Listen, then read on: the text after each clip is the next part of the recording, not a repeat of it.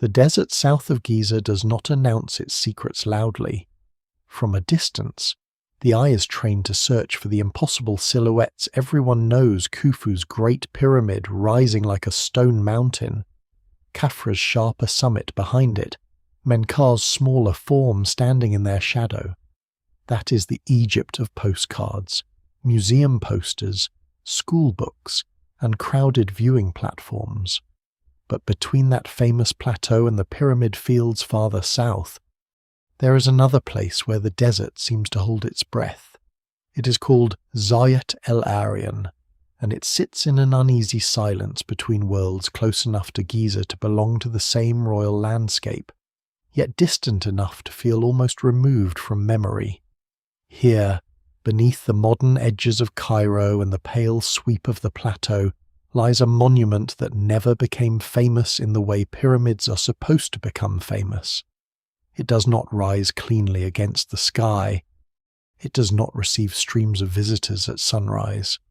It does not appear first in the imagination when people picture ancient Egypt.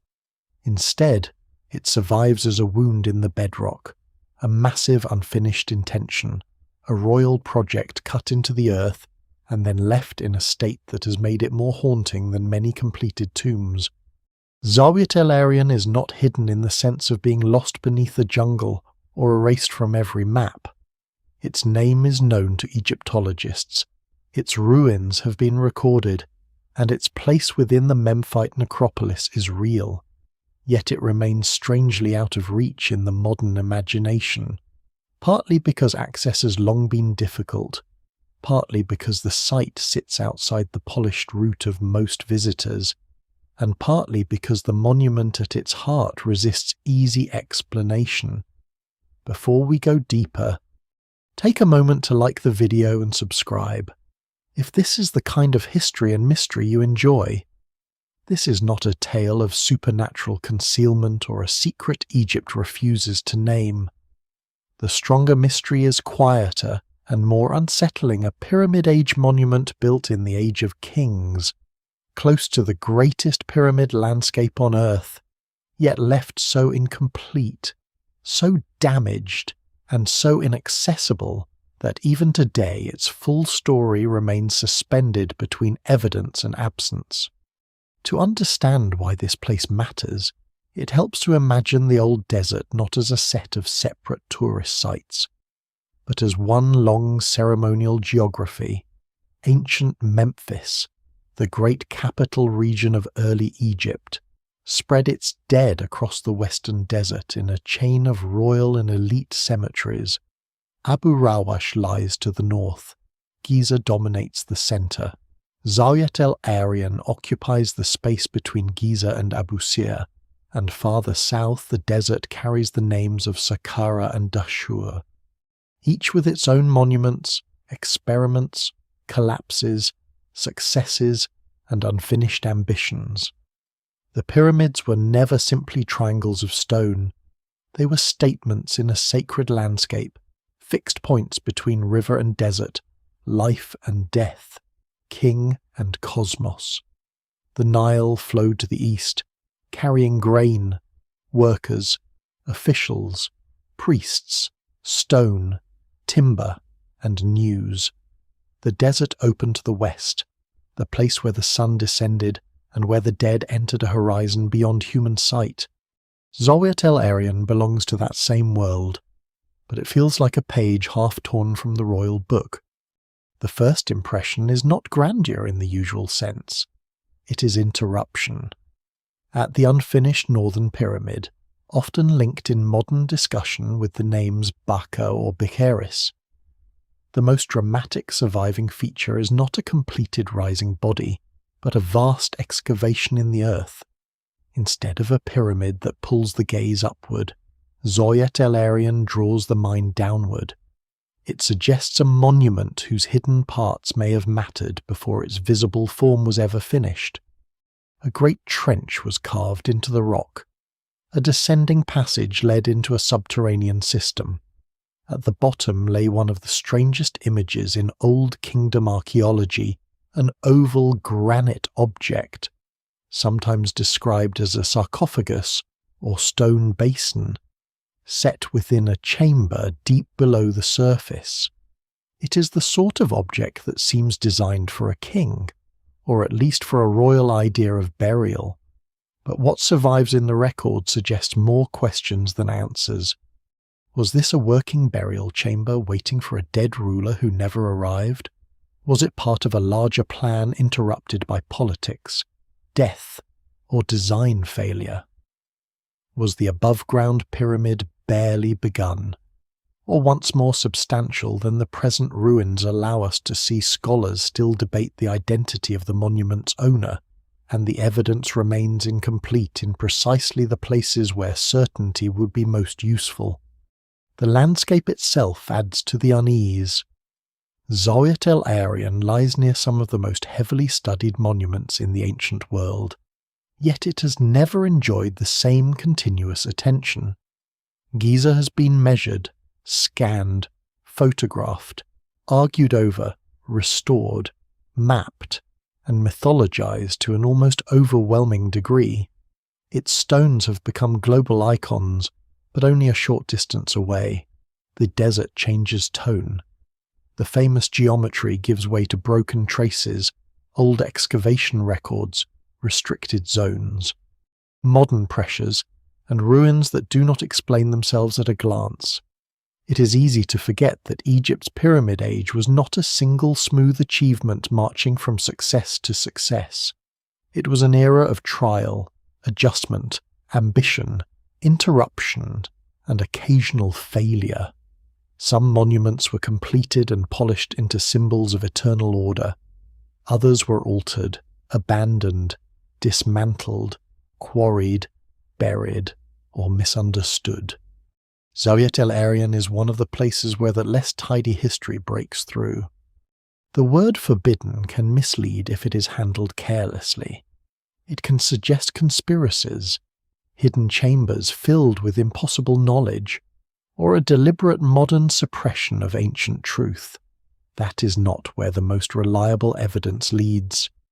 The real force of the word comes from modern distance, the difficulty of access, the site's association with restricted areas, the scarcity of recent fieldwork, and the fact that generations of curious viewers have had to encounter the monument through old plans, excavation reports, photographs, summaries, and rare accounts rather than by walking freely through the ruin itself. In a world where the Great Pyramid can be seen from hotel balconies and tour buses, Zawyet el-Aryan remains oddly silent. Its mystery is not that no one knows it exists. Its mystery is that it exists so close to everything famous, yet still feels sealed off from the common story.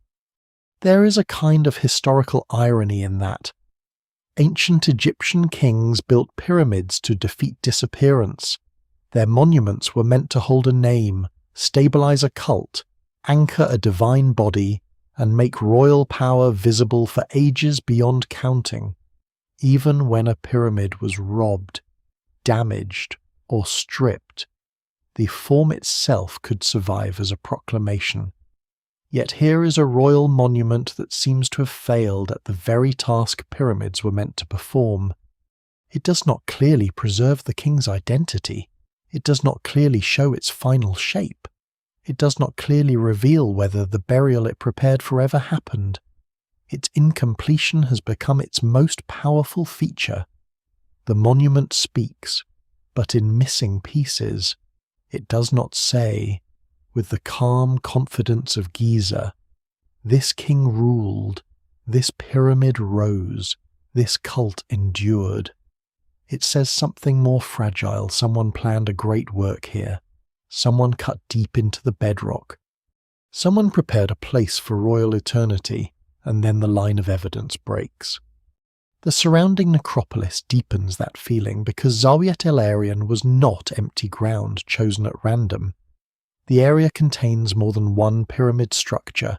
It includes the Layer Pyramid, an older and equally important ruin, as well as nearby cemeteries that connect the site to the officials, households, and institutions of early Egyptian power. This was a lived and worked ceremonial landscape, not a lonely accident in the sand. Labourers came here, surveyors measured angles, stonecutters struck the bedrock, officials recorded deliveries, priests and administrators likely understood the site within a royal programme whose full design has not survived. The desert may look bare now, but ancient construction zones were busy places, filled with ramps, huts, tools, baskets, ropes, dust, water jars, animal tracks, shouted instructions, and the slow rhythm of organised labour. Even an unfinished pyramid required a finished society behind it. And that may be the first real doorway into the story. Zawyet el-Aryan is not fascinating because it is completely unknown. It is fascinating because it is almost known. It stands at the edge of clarity. It belongs to the same monumental tradition that produced the most famous stone buildings on Earth, but it refuses to settle into a simple category. It is royal but uncertain, enormous but unfinished, recorded but difficult to revisit, central to the Pyramid Age yet peripheral in public memory. Between Giza and Abusir, between completion and abandonment, between archaeology and absence, the monument waits as a reminder that ancient Egypt was never only the civilization of perfect pyramids, it was also a civilization of interrupted plans, damaged evidence, vanished names, and places where the desert keeps the outline of a dream that no longer reaches the sky. What makes Zawyet el-Aryan feel forbidden is not a single locked door, or a dramatic warning carved into stone, or a secret passage guarded by legend. It is something more modern and more frustrating, the slow accumulation of distance. A place can be known and still be unavailable. It can appear in scholarly catalogues and still remain beyond the footsteps of ordinary visitors. It can sit only a few kilometres from one of the most photographed archaeological landscapes on Earth, and yet exist in a kind of public darkness, seen mostly through old excavation drawings, scattered photographs, uncertain measurements, and descriptions written by those who entered before access became difficult. This is the first paradox of the unfinished Northern Pyramid. It is not buried so deeply that no one has found it. It is not imaginary. It is not absent from history. It is out of reach in a way that makes the mind work harder, because the closer it seems on the map, the farther away it becomes in reality. The modern story of the site is shaped by restriction, and restriction has its own strange power over historical imagination. Zawyet el-Aryan lies in a zone where military proximity and limited access have long affected what archaeologists, visitors, photographers, and documentary makers can do. The result is not a neat conspiracy, but a practical silence, when a site cannot be freely entered, studied repeatedly, photographed in changing light, rescanned with newer methods, and placed inside the rhythm of public archaeology. It falls into a different category of memory. Giza becomes familiar because it is constantly seen. Zawyet el-Aryan becomes mysterious because it is constantly deferred. People hear of it, then discover that access is not simple. They read that a pyramid was begun there, then find only a handful of images. They learn of a great trench and a granite oval below the ground, then realize that most of the modern world has never stood at its edge. The monument begins to feel less like a ruin and more like an interruption in the record. This is why the word forbidden works best if it is understood carefully. Ancient Egypt did not necessarily build the monument to be forbidden in the modern sense. The builders were not creating a hidden attraction for later centuries. They were constructing a royal funerary project, probably in the same broad tradition that produced the great pyramids of the Old Kingdom. The restricted feeling belongs largely to the present. It comes from the collision between ancient remains and modern geography expanding Cairo, military land use, security concerns, and the uneven priorities of archaeological access. No single explanation fully accounts for the site's obscurity, but the effect is clear. A monument that might have become one of the most compelling stops in the pyramid landscape instead lives behind layers of permission, uncertainty, and distance. For a viewer accustomed to Egypt's famous monuments, that distance can be difficult to imagine. The Giza Plateau is not merely accessible, it is overexposed. Its pyramids have been studied by royal expeditions, national projects, international missions, independent researchers, television crews, survey teams, tourists, and satellites. The Great Pyramid is a building and a global symbol at the same time. Its corridors, chambers, casing stones, relieving spaces, and surrounding cemeteries have been mapped again and again.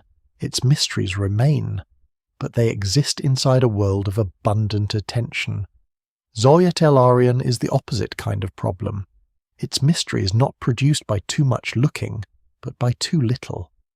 The unfinished northern pyramid is large enough to demand attention, but inaccessible enough to deny easy familiarity. It sits near the center of pyramid history while remaining at the edge of repeated observation. This difference matters because archaeology depends on return. A single excavation can reveal, but repeated study refines. Measurements are checked, old plans are corrected, ceramic fragments are reclassified, stone marks are re-examined, environmental damage is documented. New technologies bring new questions. A site that is difficult to access can become trapped inside its earliest descriptions, especially when those descriptions come from an era when archaeological methods were different from today's. Early excavators often worked with courage, stamina, and real skill, but they also operated before the standards of modern stratigraphic recording, conservation, remote sensing, and digital mapping. When later researchers cannot easily revisit a site, old uncertainties become stubborn. A measurement remains influential because there is no better one. A reading of a royal name remains debated because the original mark is not freely available for repeated inspection. A plan of an underground chamber becomes the foundation for decades of interpretation, even when scholars know it may be incomplete. Zawyet el-Aryan therefore exists in two times at once. In ancient time, it belongs to the feverish centuries when Egyptian kings were testing the limits of monumentality. In modern time, it belongs to the age of partial records and restricted ground. That double life gives the site its peculiar atmosphere. It is not only ancient stone that is missing, it is modern continuity. The unfinished northern pyramid has not been folded into the familiar pattern of discovery, restoration, public visitation, and constant reinterpretation in the way other sites have. It remains present, but not fully available. It is close to the great story, yet not fully absorbed by it. The effect on imagination is powerful. A completed pyramid gives the viewer a shape to hold. Even if the internal history is complicated, the exterior form provides certainty. It says here is the monument. Zawyet el-Aryan offers a different experience. It asks the viewer to imagine the absent body of the pyramid from the survival of its cut foundations. It asks what was meant to rise above the trench, how high it might have stood, how far construction progressed, and whether its builders ever expected the project to be finished. Because access is limited, even the act of visualizing it depends heavily on fragments. One sees the monument through verbal description, a great rectangular excavation, a descending passage, stone blocks, a chamber below, a granite object fitted into the deepest part. The mind supplies the dust, the glare, the echo, and the sudden drop of the cut rock, In this way, modern distance almost recreates the ancient descent. The site is approached less by walking than by inference. That inference can be dangerous if it is allowed to outrun the evidence. Restricted places attract speculation. When people cannot easily see something, they often imagine that something more dramatic must be hidden there. The unfinished Northern Pyramid has been pulled, at times, into broader claims about lost knowledge, sacred codes, hidden kings, and suppressed truths. Most of those claims tell us more about modern desire than Old Kingdom Egypt. The evidence remains incomplete. But incomplete does not mean limitless. Archaeology can say some things with confidence. Zawyet el-Aryan was part of the Memphite necropolis. This site contains major pyramid-age structures. The unfinished Northern Pyramid was a large royal-scale project. Its owner remains uncertain. Access limitations have hindered modern study, and the surviving remains do not support sensational claims of impossible technology or secret supernatural purpose. The real mystery is strong enough without decoration. Still, the human pull of the restricted site is impossible to ignore. There is something haunting about a royal monument that cannot fully re-enter public sight. Pyramids were designed to be seen from far away, to command the horizon, to organize space around a dead king's eternal presence. Yet the unfinished Northern Pyramid survives as a monument that many people know only from a distance. Its ancient ambition was vertical, but its modern reality is withheld. It is not the stone mass rising above the desert that captures attention now, but the knowledge that somewhere between the famous monuments, behind the complicated boundaries of present-day access, lies a huge cut in the earth, where an old kingdom ruler may have prepared for eternity and then vanished into uncertainty. And so the story begins not with a completed pyramid, but with absence under pressure, a place close to Giza, but not part of the tourist gaze, known to specialists but obscure to the wider world, physical yet inaccessible, ancient yet entangled in modern limits. The forbidden quality is not a curse placed by priests or a secret guarded by impossible machines. It is the ordinary powerful fact that history is not always available when curiosity arrives. Sometimes the past survives, but the path to it closes. Sometimes a monument remains, but the world around it changes. At Zawyet el-Aryan, the desert does not need to hide the pyramid completely. It only needs to keep it just beyond reach. Zawyet el-Aryan does not contain one mystery, but two, and that is where the place begins to grow stranger. The unfinished Northern Pyramid draws the eye because of its deep trench and unfinished royal drama, but it is not alone. South of it lies the older ruin usually called the Layer Pyramid, a structure whose surviving form is so worn and reduced that it can look at first like a natural mound, until its geometry begins to show through, together. These two monuments change the character of the site. Zawyet el-Aryan is not merely the location of a single abandoned project.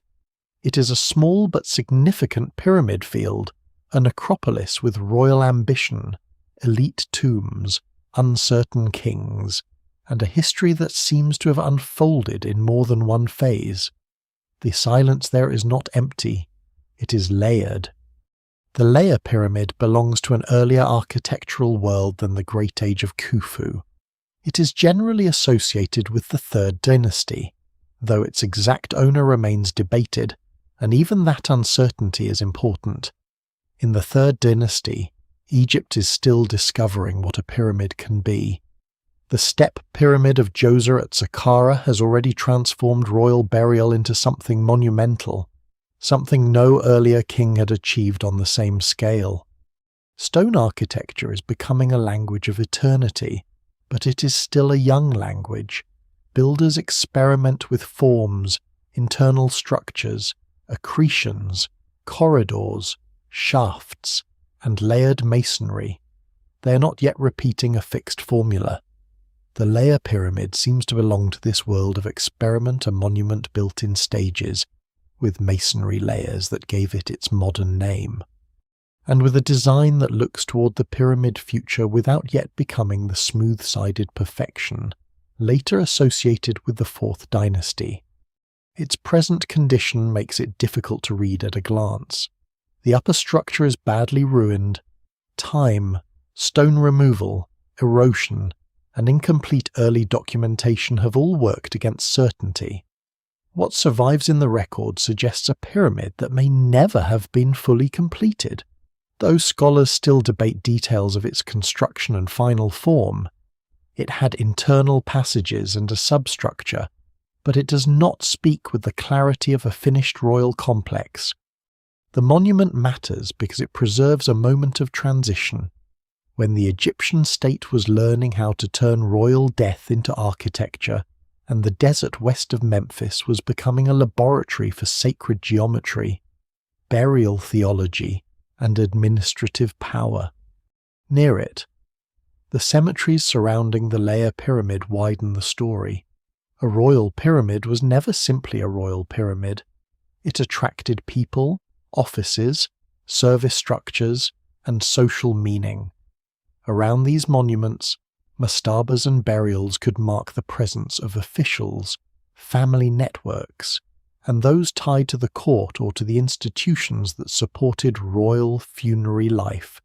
Even when the evidence is fragmentary, the pattern is familiar across the Memphite necropolis. The king's tomb anchors the landscape, and around that anchor, other tombs gather like smaller stones in a field of authority. Zawyet el-Aryan therefore cannot be understood only as an unfinished royal puzzle. It was part of a working funerary environment, a place where status, service, memory, and proximity to royal power were written into the desert. The second great monument, the unfinished Northern Pyramid, appears to belong to a later and more ambitious phase, usually placed in the Fourth Dynasty or close to it. Its scale is immediately different, where the layer pyramid speaks in the language of early experiment. The Northern monument seems to belong to the age when kings are thinking in far larger terms. By then, Egypt has already seen the rise of true pyramids, the forms at Meidum, Dahsha, and Giza show a state capable of organizing labor and materials on a scale that still feels staggering. A pyramid is no longer just a royal tomb. It is a national project, a cosmic machine, a horizon sign, and a declaration that the king's body, name, and divine role are to be fixed into stone. If the unfinished Northern Pyramid was planned in this atmosphere, then its incompletion becomes even more dramatic. It was not a primitive attempt. It was a royal-scale project conceived in an age of confidence. The contrast between the two pyramids gives Zawyet el-Aryan a peculiar depth. One monument seems to look backward toward the steppe and layered experiments of the Third Dynasty. The other seems to look outward toward the confident, large-scale undertakings of the Fourth. Between them lies a compressed history of pyramid development, yet neither structure gives the satisfaction of completion. Both are damaged, uncertain, and difficult. Both force archaeology to work through absence at Giza. The three great pyramids create an impression of order, progression, and permanence. At Zawyet el-Aryan, the royal past appears as interruption and obscurity. This site shows not only what Egyptian kings achieved, but also what they began, altered, abandoned, or failed to preserve. The layer pyramid also reminds us that not all royal monuments achieved equal memory. Some kings became permanent fixtures of Egyptian history, while others dissolved into uncertain names, disputed attributions, or later omissions. If the layer pyramid belonged to a lesser-known Third Dynasty ruler, the monument may preserve the outline of a reign that otherwise barely survives. That is one of the quieter surprises of early Egypt. Huge works of stone can outlast the names they were meant to protect. A king might command labour, quarry stone, cut passages, and organise a funerary landscape, only for later generations to lose confidence in who he was. The stone remains, but the identity slips. The unfinished Northern Pyramid deepens that problem on a larger scale. It may have been intended for a 4th dynasty king, possibly Baka, sometimes linked through later Greek forms such as Bikheris, but the attribution remains uncertain. A monument of this size should, in theory, belong to someone whose place in the royal sequence is secure. Instead, it hovers around a gap. That gap is not empty speculation. It is a real historical problem created by incomplete king lists, damaged inscriptions, old excavation readings, and the possibility of a reign too brief or politically fragile to leave the usual marks of authority. No single explanation fully accounts for this, and that is why the site holds attention. Seen together, the Layer Pyramid and the unfinished Northern Pyramid turn Zawyet el-Aryan into a landscape of royal ambition without royal certainty. One is older, battered, and tied to the experimental rise of pyramid building. The other is vast, severe, and marked by a descent into bedrock rather than a completed ascent into the sky.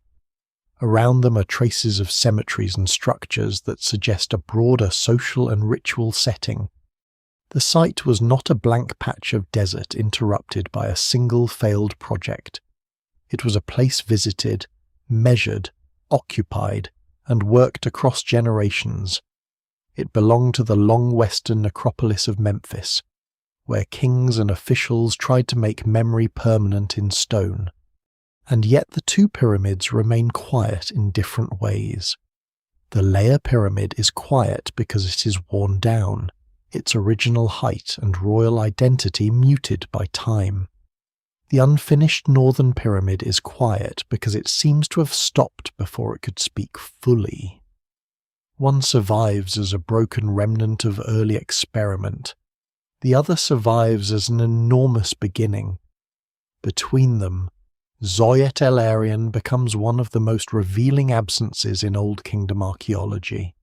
A place where the history of pyramid building does not appear as a flawless march toward eternity, but as a field of attempts, failures, erasures, and ambitions caught halfway between the earth below and the monument that was meant to rise above it. The first modern descent into the unfinished Northern Pyramid feels less like entering a tomb than approaching the exposed machinery of a royal idea. When early 20th century excavators began clearing the monument at Zawyet el-Aryan, they were not uncovering a graceful pyramid with chambers hidden neatly inside its mass. They were confronting something rawer and more severe, a huge cut in the limestone bedrock. An architectural wound so large that it seemed to reveal the pyramid before the pyramid had become a pyramid. The ground itself had been opened, shaped, and disciplined. Men had once stood there with tools, ropes, baskets, sledges, and orders, carving a path downward into stone. Long after the builders vanished, that downward path was still present, waiting beneath the debris and silence. The names most closely tied to the early exploration are Alexandre Barsanti and Gaston Maspero. Working in the era when Egyptian archaeology was becoming more systematic, but still belonged partly to a world of heroic excavation, imperfect recording, and difficult field conditions. Their reports remain essential because they captured features that later generations have not always been able to inspect freely. Yet they must also be approached with care. The evidence remains incomplete, and some details preserved through early plans and descriptions are difficult to verify with the kind of modern access scholars would prefer.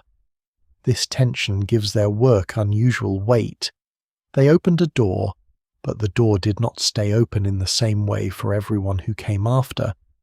What they found was striking.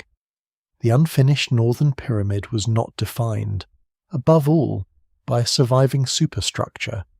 It was defined by its substructure, by the part meant to disappear beneath the finished monument. A wide-open trench had been cut into the bedrock, descending toward a chamber area deep below the surface. This trench was not a casual quarry scar or a natural hollow, later mistaken for construction. It was an intentional architectural intervention on a royal scale. Its sides, its alignment, and its relationship to the planned pyramid all point to organized design. Before the builders could raise the final body of the monument, they had to prepare the hidden heart, the place where the king's burial system would be secured beneath the symbolic mountain of stone. There is something almost inverted about this. A completed pyramid hides its labor beneath its finished shape. From the outside, the viewer sees geometry, not effort. Smooth lines, if casing stones survive, conceal the thousands of decisions beneath them. At Zawyet el-Aryan, the concealment never fully happened. The skeleton remains visible. Instead of standing before an eternal form, one is invited to imagine the process the survey line stretched across the desert. The first cut made into the bedrock, the gradual deepening of the trench, the removal of stone chips and rubble, the careful shaping of descending surfaces, the planning of a chamber that would eventually vanish from daylight. The pyramid is absent, but the act of making it is still strangely present. The descent mattered because Old Kingdom royal burial was not merely a practical matter of placing a body underground. It was architecture shaped by theology, security, hierarchy, and cosmic imagination. The king's burial chamber had to exist inside a controlled, sacred system. Passages did not simply connect one space to another. They organized movement from the world of the living into a sealed realm of transformation. Stone doors, plugs, corridors, shafts, chambers, and blocking systems all belonged to a vocabulary of protection and ritual. At Zawyet el-Aryan, the surviving substructure suggests that the builders were preparing something serious, not temporary. Whatever the final appearance of the monument above, the below-ground work had already reached a point of extraordinary commitment. The early excavators encountered a plan that was both monumental and puzzling. The trench and passage created the impression of a structure conceived with confidence, but also frozen before completion could resolve its meaning. It is possible to imagine the site during construction, not as a ruin but as a controlled zone of royal labour. Ramps and working platforms may have surrounded the opening. Stonecutters would have moved along the cut faces. Supervisors would have measured depths and angles. Supplies would have arrived from the Nile Valley and nearby settlements. The desert air would have carried limestone dust, heat, and the dull percussion of tools. This was not a hidden cultic chamber carved by a few specialists in secrecy. It was a public act of state power, even if its final sacred purpose was meant to be sealed away. One lesser-known and important detail is how much the early record shapes almost everything later generations think they know about the monument. In archaeology, first descriptions can become powerful simply because later correction is difficult. If a site is easy to revisit, old interpretations can be revised by new surveys. At Zawyet el-Aryan, the early reports have remained unusually influential. Basanti's documentation of the excavation, the trench, the descending system, and the finds became the foundation on which much later discussion rested. Yet the conditions of early excavation were not those of modern archaeological science. Recording standards were different. Some objects and inscriptions were interpreted through the assumptions of the time. Later scholars have had to examine not only the ancient monument, but also the history of how the monument was first seen. This is especially important because the unfinished northern pyramid does not offer abundant inscriptions or complete architectural clarity. A finished pyramid complex might preserve associated temples, causeways, offering places, relief fragments, quarry marks, seal impressions, or administrative traces that help identify its owner and date. Here, many of those anchors are missing, damaged, disputed, or inaccessible.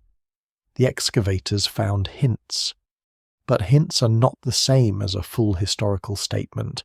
Scholars still debate how to read some early evidence, and no single explanation fully accounts for the monument's status. The site sits in a difficult space between the certainty of its physical scale and the uncertainty of its historical identity. And yet, for all the caution required, the excavation revealed something undeniable. Someone in the Pyramid Age ordered a vast royal work at Zawyet el-Aryan. The project was not imaginary, not merely symbolic, not a later rumour attached to a natural formation. The bedrock itself testifies to intention. The trench is a declaration in negative space. It shows where stone was removed in order to create a controlled descent into the earth. It marks the beginning of a royal burial system that, if completed, would have been hidden beneath a monumental superstructure and folded into the sacred geography of Memphis. The most haunting part is that the excavation opened the monument in the opposite direction from its ancient destiny. The builders intended to bury the deeper spaces under mass, casing, ritual, and closure. The early excavators uncovered those spaces from above, stripping away debris and returning daylight to a place designed for final darkness. That reversal gives Zawyet el-Aryan much of its power. It is not simply that the pyramid was unfinished. It is that the unfinished state allows modern eyes to see a stage of construction usually concealed. The site becomes a rare glimpse of royal architecture before completion, before polish, before the final act of sealing. By the time the first excavators stood over the trench, the ancient world that made it had been gone for more than 4,000 years. The workers' names were lost. The king's identity was uncertain. The reasons construction stopped had slipped beyond easy recovery. But the cut in the stone remained. It held the memory of effort more clearly than it held the memory of the ruler. At Zawyet el-Aryan, the descent into the northern pit is therefore not only a descent into a monument, it is a descent into the unfinished process of ancient Egypt itself, into the moment before royal certainty becomes royal architecture, and before a planned eternity breaks off in the dust. A royal pyramid without a secure royal name is one of the more unsettling things the Old Kingdom can leave behind. Egypt's pyramids were built to make kings permanent. They were meant to fasten identity to the landscape so power could continue after death, so offerings could be directed to the correct spirit, so priests could serve the correct cult, so the king's name would not dissolve into the desert wind. Yet at Zawyet el-Aryan, the unfinished northern pyramid stands at the center of a problem that almost reverses the entire purpose of pyramid building. The monument is vast enough to imply a ruler of real status, perhaps a king of the 4th dynasty, yet the person behind it remains uncertain.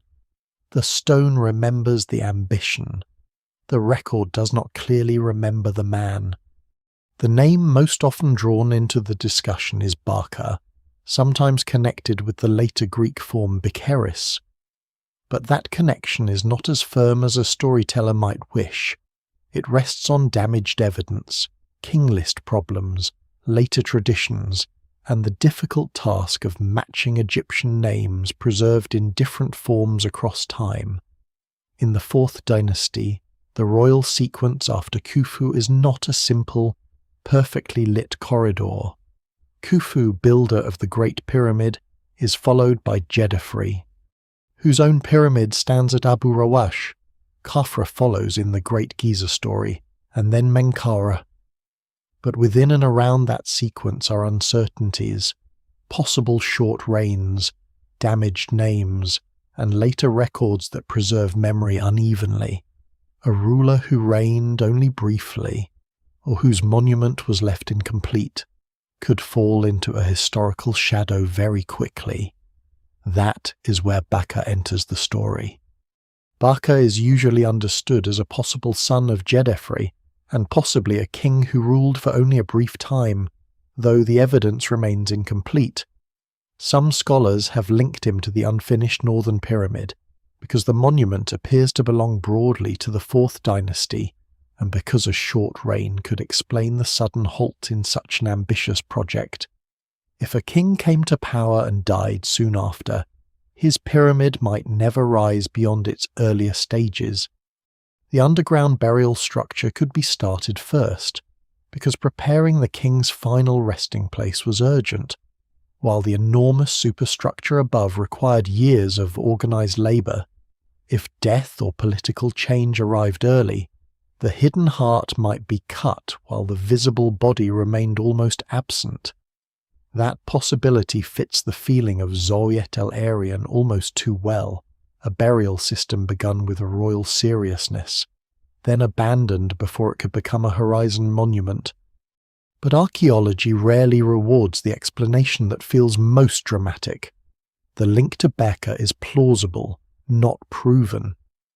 Some of the evidence comes from early excavation reports and debated readings of marks or inscriptions associated with the site.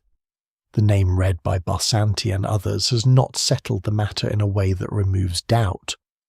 Later scholars have questioned whether the readings were accurate, whether the marks truly identify the owner, and whether the later name Bikheris can be safely equated with Baka.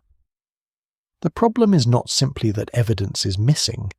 It is that the surviving evidence passes through layers of difficulty, ancient damage, early documentation, uncertain philology, and a monument that cannot be studied as freely as one would like. What survives in the record suggests a royal project, but not a royal identity beyond challenge. The name Bikheris adds another layer because it comes from the way later historical traditions preserved Egyptian kings. Much of what later readers know about early Egyptian king lists is filtered through copies, fragments, and names transmitted long after the kings themselves lived. Greek forms of Egyptian royal names can preserve genuine memories, but they can also distort them. Sounds shift, names are shortened, scribes copy lists from older sources, reigns become confused. A king who ruled briefly may appear in one list and vanish from another. The Egypt of the 4th dynasty, so solid in stone, becomes fragile in text. To connect Bikheris with Baka, and then Baka with Zawyet el-Aryan, is to move across several bridges, each one possible but none perfectly secure. This uncertainty is not a weakness in the story. It is the story. The unfinished Northern Pyramid forces a confrontation with how historical memory works. Modern audiences often imagine ancient Egypt as unusually well documented because its monuments are so visible and its writing so iconic. In reality, the survival of evidence is uneven. Some kings are known through many monuments, inscriptions, seals, statues, and later references.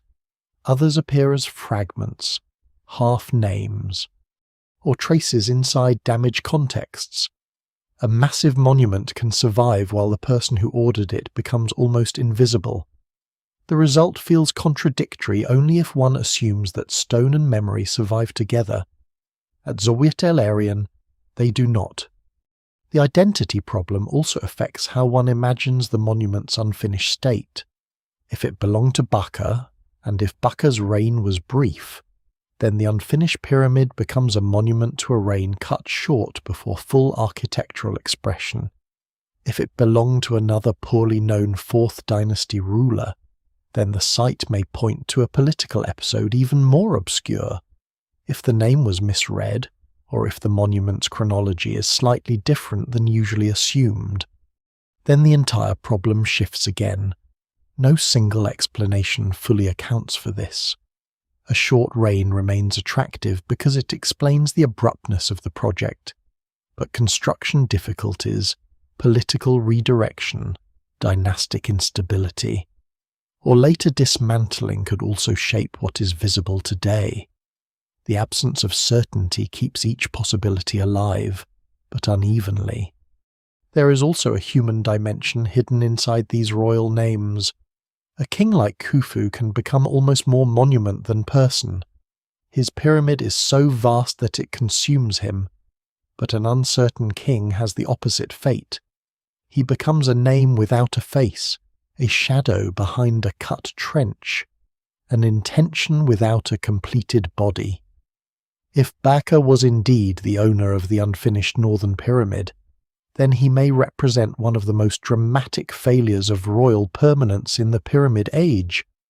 He stood close enough to the centre of power to command a project of enormous scale, yet not long enough, or not securely enough, to make that project speak clearly for him. The pyramid that should have confirmed his eternity instead preserves his uncertainty. The political setting may have made that uncertainty easier to create. The Fourth Dynasty was not only an age of architectural achievement, it was an age of succession, rivalry, experimentation, and shifting royal emphasis. Jedefre's move to Abu Rawash already shows that a king could choose a site away from Giza, perhaps for reasons of solar theology, family strategy, landscape visibility, or political identity. Khafra returned the main pyramid story to Giza, while Menkaure built on a smaller scale. Within such a world, an unfinished project at Zawyet el-Aryan may reflect a moment when plans changed quickly. The evidence remains too thin to turn this into a dramatic family conflict with confidence, but it is reasonable to see the monument as part of a period when royal burial geography was still flexible and contested. That is why the unknown king of Zawyet el-Aryan may be more important than his obscurity first suggests. Whether he was Baka, Bikheris, or another ruler now almost lost, his monument reveals the vulnerability behind royal power. Egyptian kings presented themselves as divine, eternal, and cosmically necessary. Their pyramids promised order against decay. Yet even at the height of the Old Kingdom, a king's memory could falter. A reign could pass too quickly. A burial project could stop before its visible form rose from the desert. A name could become uncertain while the trench cut for his eternity remained. The unfinished northern pyramid is therefore not only an architectural puzzle, it is a damaged royal biography, written mostly in absence, where the most important word, the king's own name, still refuses to settle. A pyramid is supposed to rise. That is the first expectation, almost too obvious to notice. The word itself calls up an upward shape, a body of stone climbing toward a point, a mountain made by human hands. The great pyramids of Egypt train the eye to think vertically. Their meaning seems to depend on their ability to occupy the horizon, to command distance, to make the king visible even after death. Yet the unfinished northern pyramid at Zawyet el-Aryan reverses that instinct. Its strongest surviving presence is not above the desert but below it. The monument does not first ask the viewer to look up, it asks the imagination to descend. What remains most clearly is not the pyramid's outer body, but the subterranean preparation that would normally have been swallowed by the finished mass of the building. It is a tomb without its mountain, a royal underworld exposed before the royal horizon could fully exist. This reversal is what makes the monument feel so strange inside the pyramid tradition. At Giza, the superstructures dominate everything. The internal chambers are famous, but they are famous because they are hidden inside bodies of stone that still stand. The outside form comes first. The interior is the secret held within. At Zawyet el-Aryan, the outside form is the missing thing. The underground work survives as the main evidence. So the viewer must reconstruct the lost pyramid from what should have been concealed. It is like studying a grand temple from its foundations, or a ship from the dry dock where it was begun, or a royal crown from the mould used to shape it. The monument's incompletion turns process into spectacle. It shows a stage of pyramid building that finished pyramids were designed to erase. The great trench cut into the bedrock seems to have been one of the earliest and most essential tasks. Before courses of masonry could climb into the sky, the builders had to make a secure descent into the earth. This was not merely a hole dug for convenience. It belonged to a carefully conceived burial system, aligned and shaped within the larger plan of the monument, the trench, passage, and chamber area suggests that the hidden world of the pyramid was already being constructed with seriousness and precision. The builders were not improvising at the edge of a quarry. They were carving the architectural heart of a royal tomb. Whatever uncertainty remains around the identity of the king, the scale of the substructure makes the intention hard to dismiss. This was a work of state power, not a local experiment by people without resources. The absence of the completed pyramid above it creates a difficult archaeological problem. How high would the pyramid have risen? How much of the above-ground structure was ever begun? Was the superstructure barely started? Or did later stone removal erase more than the site now admits? Scholars still debate aspects of this, because the evidence remains incomplete, and because later disturbance can make an unfinished monument look even more unfinished than it originally was. A pyramid that loses its casing and core through quarrying may resemble a failed project even if it once rose to a meaningful height. At Zawyet el-Aryan, however, the surviving impression is strongly one of interruption. The substructure speaks louder than the superstructure, and that imbalance is central to the site's identity. In normal royal construction, the underground burial chamber was both practical and symbolic.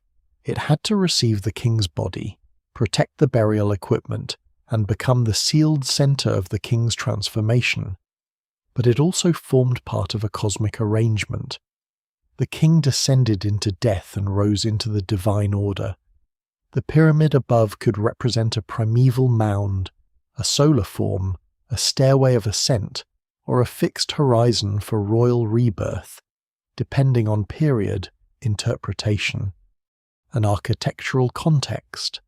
The exact meaning shifted across time, and no single explanation fully accounts for every pyramid.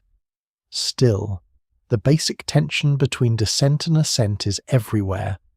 The king goes down into the chamber, while the monument rises above him. Zawyet el-Aryan preserves the descent without the completed ascent. That is why it feels incomplete not only architecturally, but symbolically. There's a quieter surprise here. The underground work may have been prioritized because death could not wait for architecture. A pyramid superstructure took time, labor, supply organization, and political stability. The burial place, however, needed to be ready.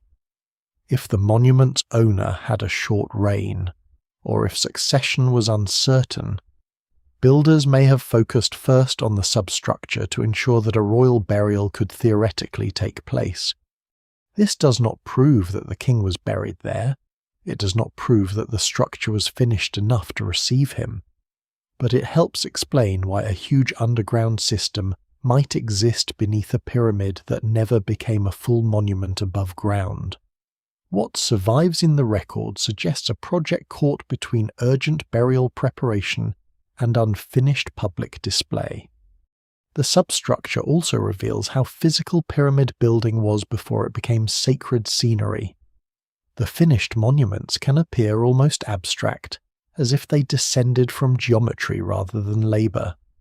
Zawyet el-Aryan restores the force of the work. Bedrock had to be cut, cleared, levelled, and organised. Stone had to be moved away in great quantities. Workers had to operate below the desert surface, in glare, dust, shadow, and heat. The trench would have been a construction environment before it was a sacred passage.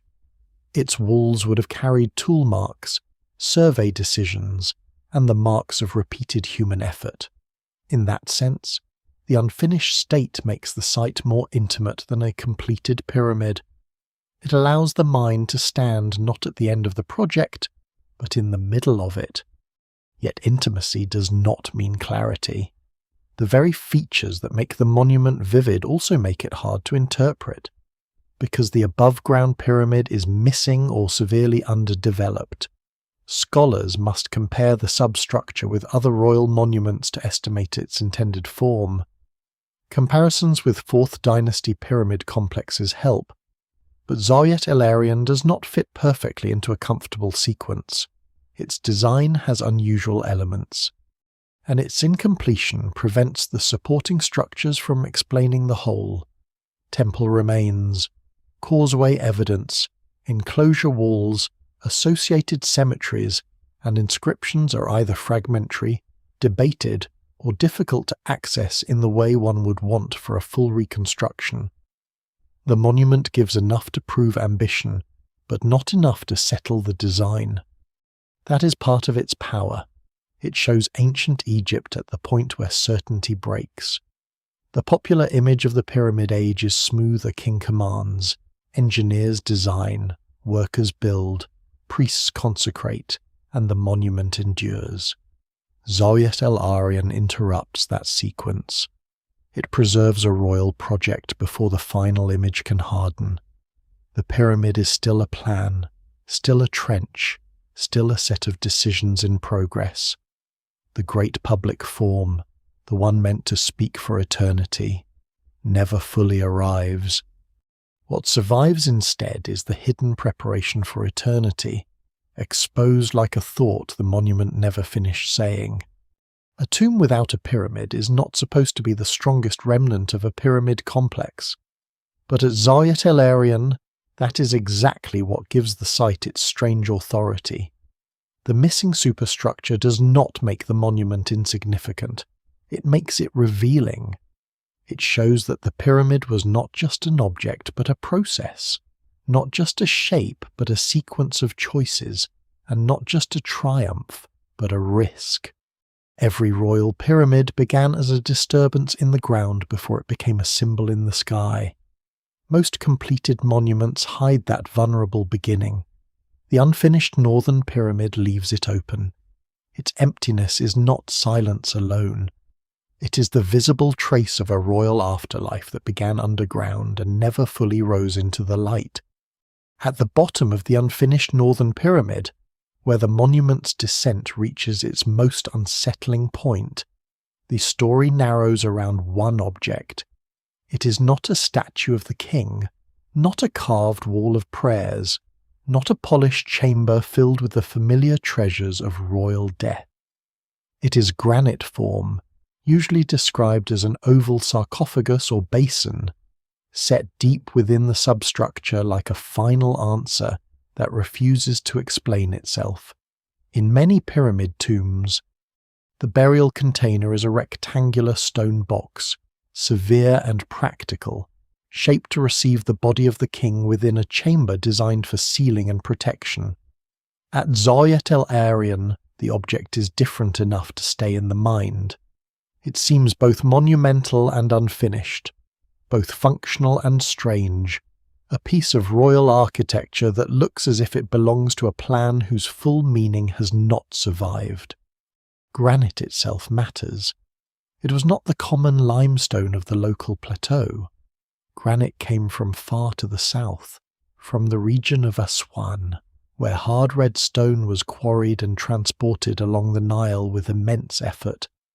To bring granite into a royal pyramid project was to bring durability, cost, and prestige into the deepest part of the monument.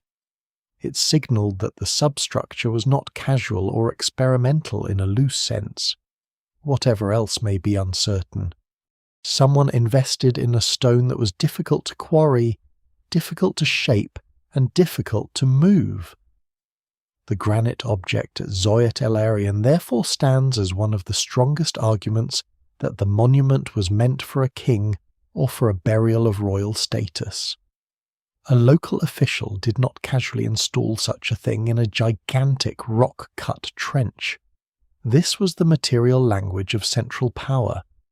The oval shape is what makes it haunting. Egyptian royal sarcophagi are usually imagined in straight lines, rectangular, box-like, fitted to chambers where geometry and closure matter. An oval stone container or basin feels less expected, almost more organic, and because the evidence remains incomplete, interpretation has remained difficult. Some descriptions treat it as a sarcophagus intended to receive a burial. Others have emphasized its basin-like appearance, raising questions about whether it served a ritual or construction-related purpose.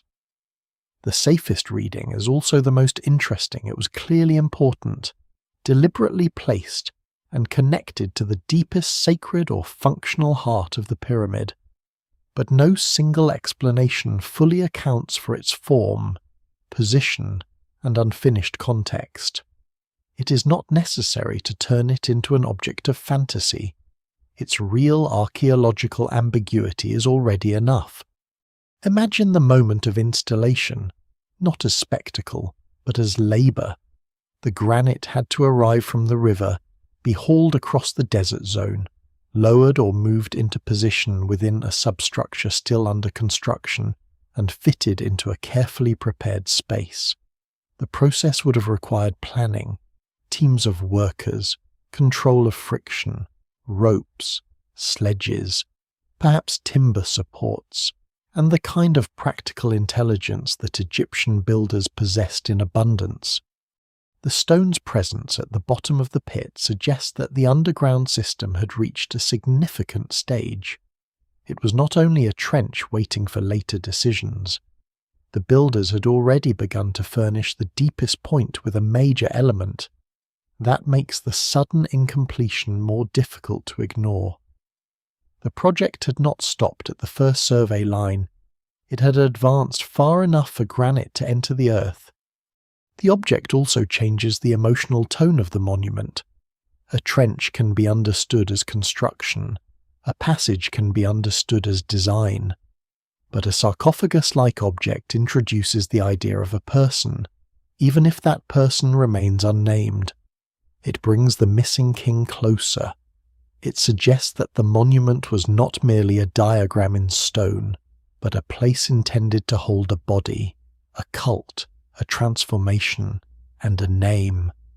If the owner was Baka or another short-lived ruler, then the granite form becomes the center of a royal story that never fully reached public visibility. If no burial ever occurred there, then it is a vessel prepared for an absence. If a burial did occur and was later disturbed, the evidence has not survived clearly enough to tell the story with confidence. Either way, the object sits at the point where architecture almost becomes biography. There is a deeper pattern here in Egyptian royal building. The most sacred parts of a pyramid complex were often the least visible.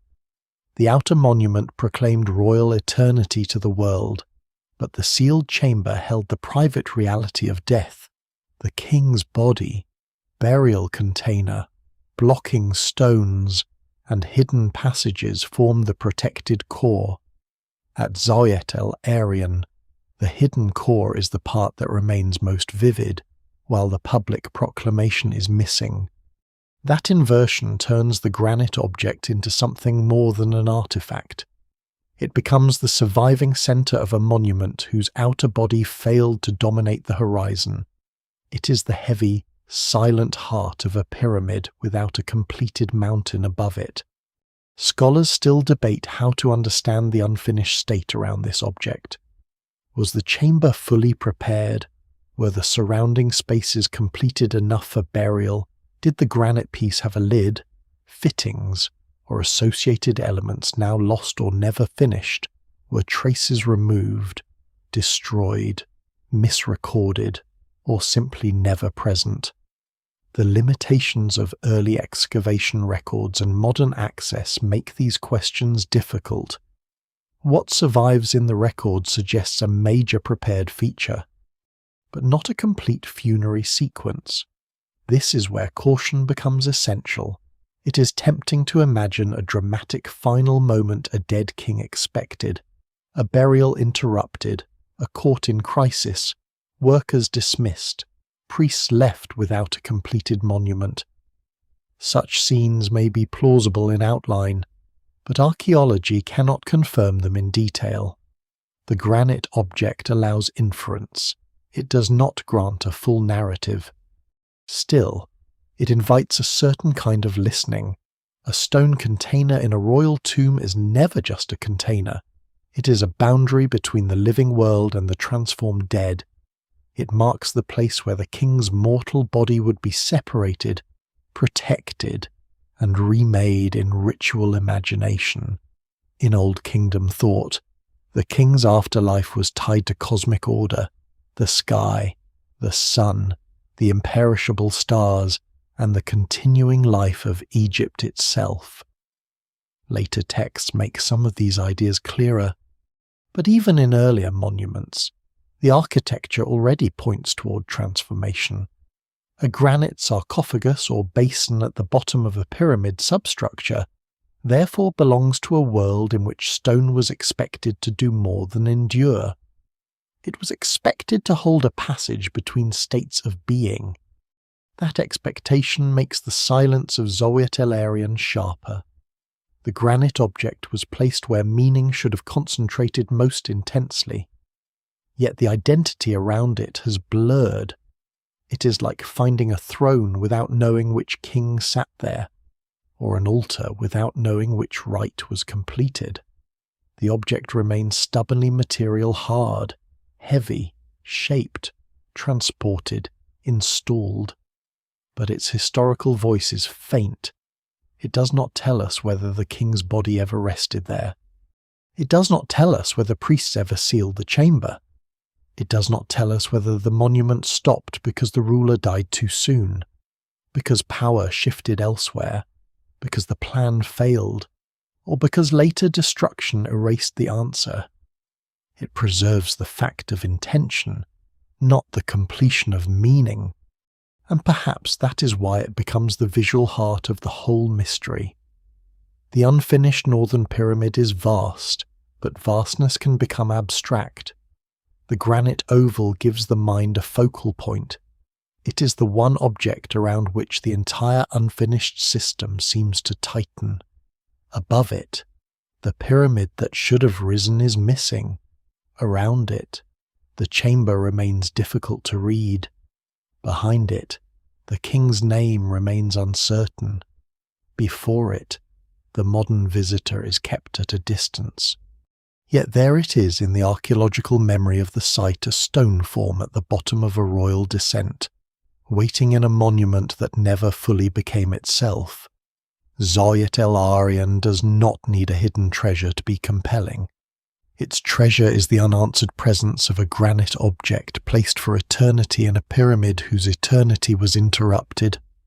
To see Zawyet el-Aryan clearly, it has to be lifted out of isolation. The unfinished northern pyramid can seem, at first, like a lonely problem in the desert, a strange royal cut in the rock with no completed body above it and no certain king behind it. But ancient Egyptians did not build royal monuments as isolated curiosities. They placed them in landscapes already heavy with meaning, and the western desert beside Memphis was one of the most important sacred landscapes in the world. Zawyet el-Aryan belongs to that long chain of tombs and pyramids stretching along the desert edge west of the Nile, where the dead were arranged in relation to the capital, the sun, the river, the horizon, and the memory of kings. Once that wider chain comes into view, the unfinished monument changes shape in the mind. It is no longer only a failed or interrupted pyramid. it becomes one link in a monumental system, a missing phrase in a language spoken across generations. The ancient city of Memphis stood near the meeting point of Upper and Lower Egypt, in a region where royal power could look both north and south. Its living centre was on or near the fertile valley, close to the movement of boats, officials, workers, grain, cattle, stone shipments, and administrative command. But its dead, especially its royal and elite dead, moved westward into the desert margin. There, beyond the cultivated land, the necropolis unfolded over many kilometres. Abu Rawash lay to the northwest, with the pyramid of Djedefre. Giza rose nearby with the monuments of Khufu, Khafre, and Menkaure. Zawyet el-Aryan occupied the space between Giza and Abusir. Farther south came Abusir, with its 5th dynasty pyramids and later solar associations. Nearby, Abu Ghurab held sun temples. Saqqara stretched across a vast sacred zone, and Dashur carried the bold experiments of Sneferu. These names often appear separately in guidebooks, but in ancient terms they belong to a connected funerary world. That connection matters because the Memphite necropolis was not a straight road of identical monuments. It was more like an archive written into terrain. Different kings chose different points along the western edge, and each choice carried practical and symbolic meaning. A site had to offer bedrock, space, visibility, access to transport routes, and relation to existing monuments. It also had to speak to kingship. The west was the place of setting sunlight and the realm of the dead. But each location along the west had its own character. Giza's plateau gave Khufu and his successors commanding visibility. Dashur gave Sneferu room for experiments that changed pyramid history. Saqqara preserved the memory of Djoser and the earliest great stone complex. Abu Rawash placed Djedefre on a high ridge north of Giza. Zawyet el-Aryan sits among these choices, not as an accidental gap, but as part of the same royal geography of decision. The surprising thing is how much of this landscape is experimental when seen over time. Modern memory often compresses pyramid building into the perfect image of Giza, as if Egyptian architecture naturally arrived there and then simply repeated itself. The actual necropolis tells a more restless story. At Saqqara, Djoser's step pyramid turned a royal tomb into a stone cosmos. At Meidum and Dashur, Sneferu's builders struggled with form, angle, stability, and transformation, producing monuments that record both ambition and adjustment.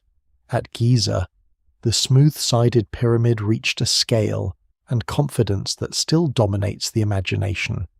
At Abusir, pyramid complexes became smaller, while solar religion grew more visible in royal expression. Zawyet el-Aryan fits into this larger movement not because it is polished, but because it preserves the risk behind the polish. It shows that the chain of royal monuments includes unfinished thoughts, as well as completed declarations. This wider setting also helps explain why the uncertainty at Zawyet el-Aryan is so frustrating. In a remote desert far from known royal centres, an unfinished structure might be dismissed as marginal. But Zawyet el-Aryan stands within the very heartland of early Egyptian kingship.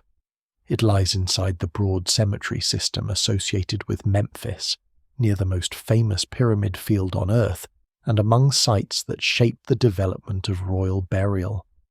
A monument of such scale in such a place cannot be treated as minor simply because it is damaged. What survives in the record suggests a royal project embedded in a major necropolis, even if the owner's name remains debated and the evidence is incomplete. This silence is not the silence of insignificance. It is the silence of a major work whose normal explanatory frame has been broken. The landscape around Memphis also reminds us that pyramid complexes were more than tombs. They were institutions. A royal pyramid required quarries, transport systems, workshops, storage, scribes, overseers, priests, stonecutters, haulers, planners, and seasonal labour. It needed temples where offerings could be made, causeways to connect valley and desert, enclosures to define sacred space, and satellite structures whose meanings could be ritual, symbolic, or practical. Around these royal centres, officials built mastabas and tombs, placing themselves in relation to the king's eternal order. A pyramid field was therefore a social map as much as a cemetery. At Zawyet el-Aryan, that institutional frame is partly visible and partly missing. The layer pyramid and nearby cemeteries show that the site had deeper use and social surroundings. The unfinished northern pyramid shows royal-scale ambition, but the full complex is not preserved with the clarity of a completed pyramid field. That creates an unusual tension. The site belongs to the Memphite system, but its own internal system is hard to reconstruct. We can place it on the map more confidently than we can complete its plan. It is geographically integrated and archaeologically fragmented at the same time. This is where the desert chain becomes almost like a memory test. Abu Rawash asks why Jedafri moved north and why his pyramid suffered such later damage. Giza asks how royal power reached its greatest architectural mass. Abusir asks how solar kingship and later Old Kingdom practice shifted the scale and language of monuments. Saqqara asks how pyramid building began and how Egyptian burial traditions continued for centuries. Dashur asks how failure and correction could produce breakthrough. Zawyet el-Aryan asks a different question. What happens when a royal monument is planned within this same world, but stops before it can finish telling us why it exists? No single explanation fully accounts for the answer. The site may preserve a short reign, a disrupted succession, a changing architectural program, practical construction difficulty, later destruction, or some combination of these. But its position within the Memphite necropolis ensures that its silence cannot be ignored. It is not outside the story of Egypt's Pyramid Age. It is inside the story, in the space between the monuments people know by heart. It is the gap between Giza and Abusir where a king, known or unknown, attempted to anchor himself in the West and left behind a monument that anchors uncertainty instead. To imagine the ancient necropolis at sunset is to see why this mattered. The river valley glows in the east. The desert edge darkens in the west. Across the horizon, monuments stand at different distances, some finished, some ruined, some already old when others were new. Processions move from river to desert. Offerings are carried. Priests tend names. Officials seek permanence beside kings. In that long royal landscape, Zawyet el-Aryan is not empty space. It is the place where the chain falters, where the grammar of pyramid building breaks off, and where the western desert keeps one unfinished royal sentence between the great voices of Memphis. The age that produced Zawyet el-Aryan was not an age of fixed formulas. It is easy, from the distance of modern memory, to imagine the pyramid as an invention that appeared complete, as if Egyptian builders suddenly understood the perfect form and then repeated it with minor variations. The surviving landscape says otherwise. The Pyramid Age was a long sequence of experiments, some astonishingly successful, some altered in the middle of construction, some abandoned, some reduced by time until their original intentions became difficult to recover. Every famous success stands beside less famous attempts where the builders were still testing mass, angle, chamber placement, core masonry, access corridors, symbolic geography, and the practical problem of turning royal theology into millions of stones. Zawyet el-Aryan belongs to that experimental world, and its unfinished state makes the experiment more visible than completion ever would. The Third Dynasty had already changed everything. Before Djoser's step pyramid at Saqqara, royal tombs were impressive but still belonged to a different architectural language. They were low, rectangular, and earthbound compared with what came after. Djoser's complex, shaped under the direction of a court capable of extraordinary organization, transformed the king's burial into a monumental stone enclosure, a sacred landscape with courts, shrines, dummy buildings, boundary markers, underground galleries, and a stepped tower rising above the desert.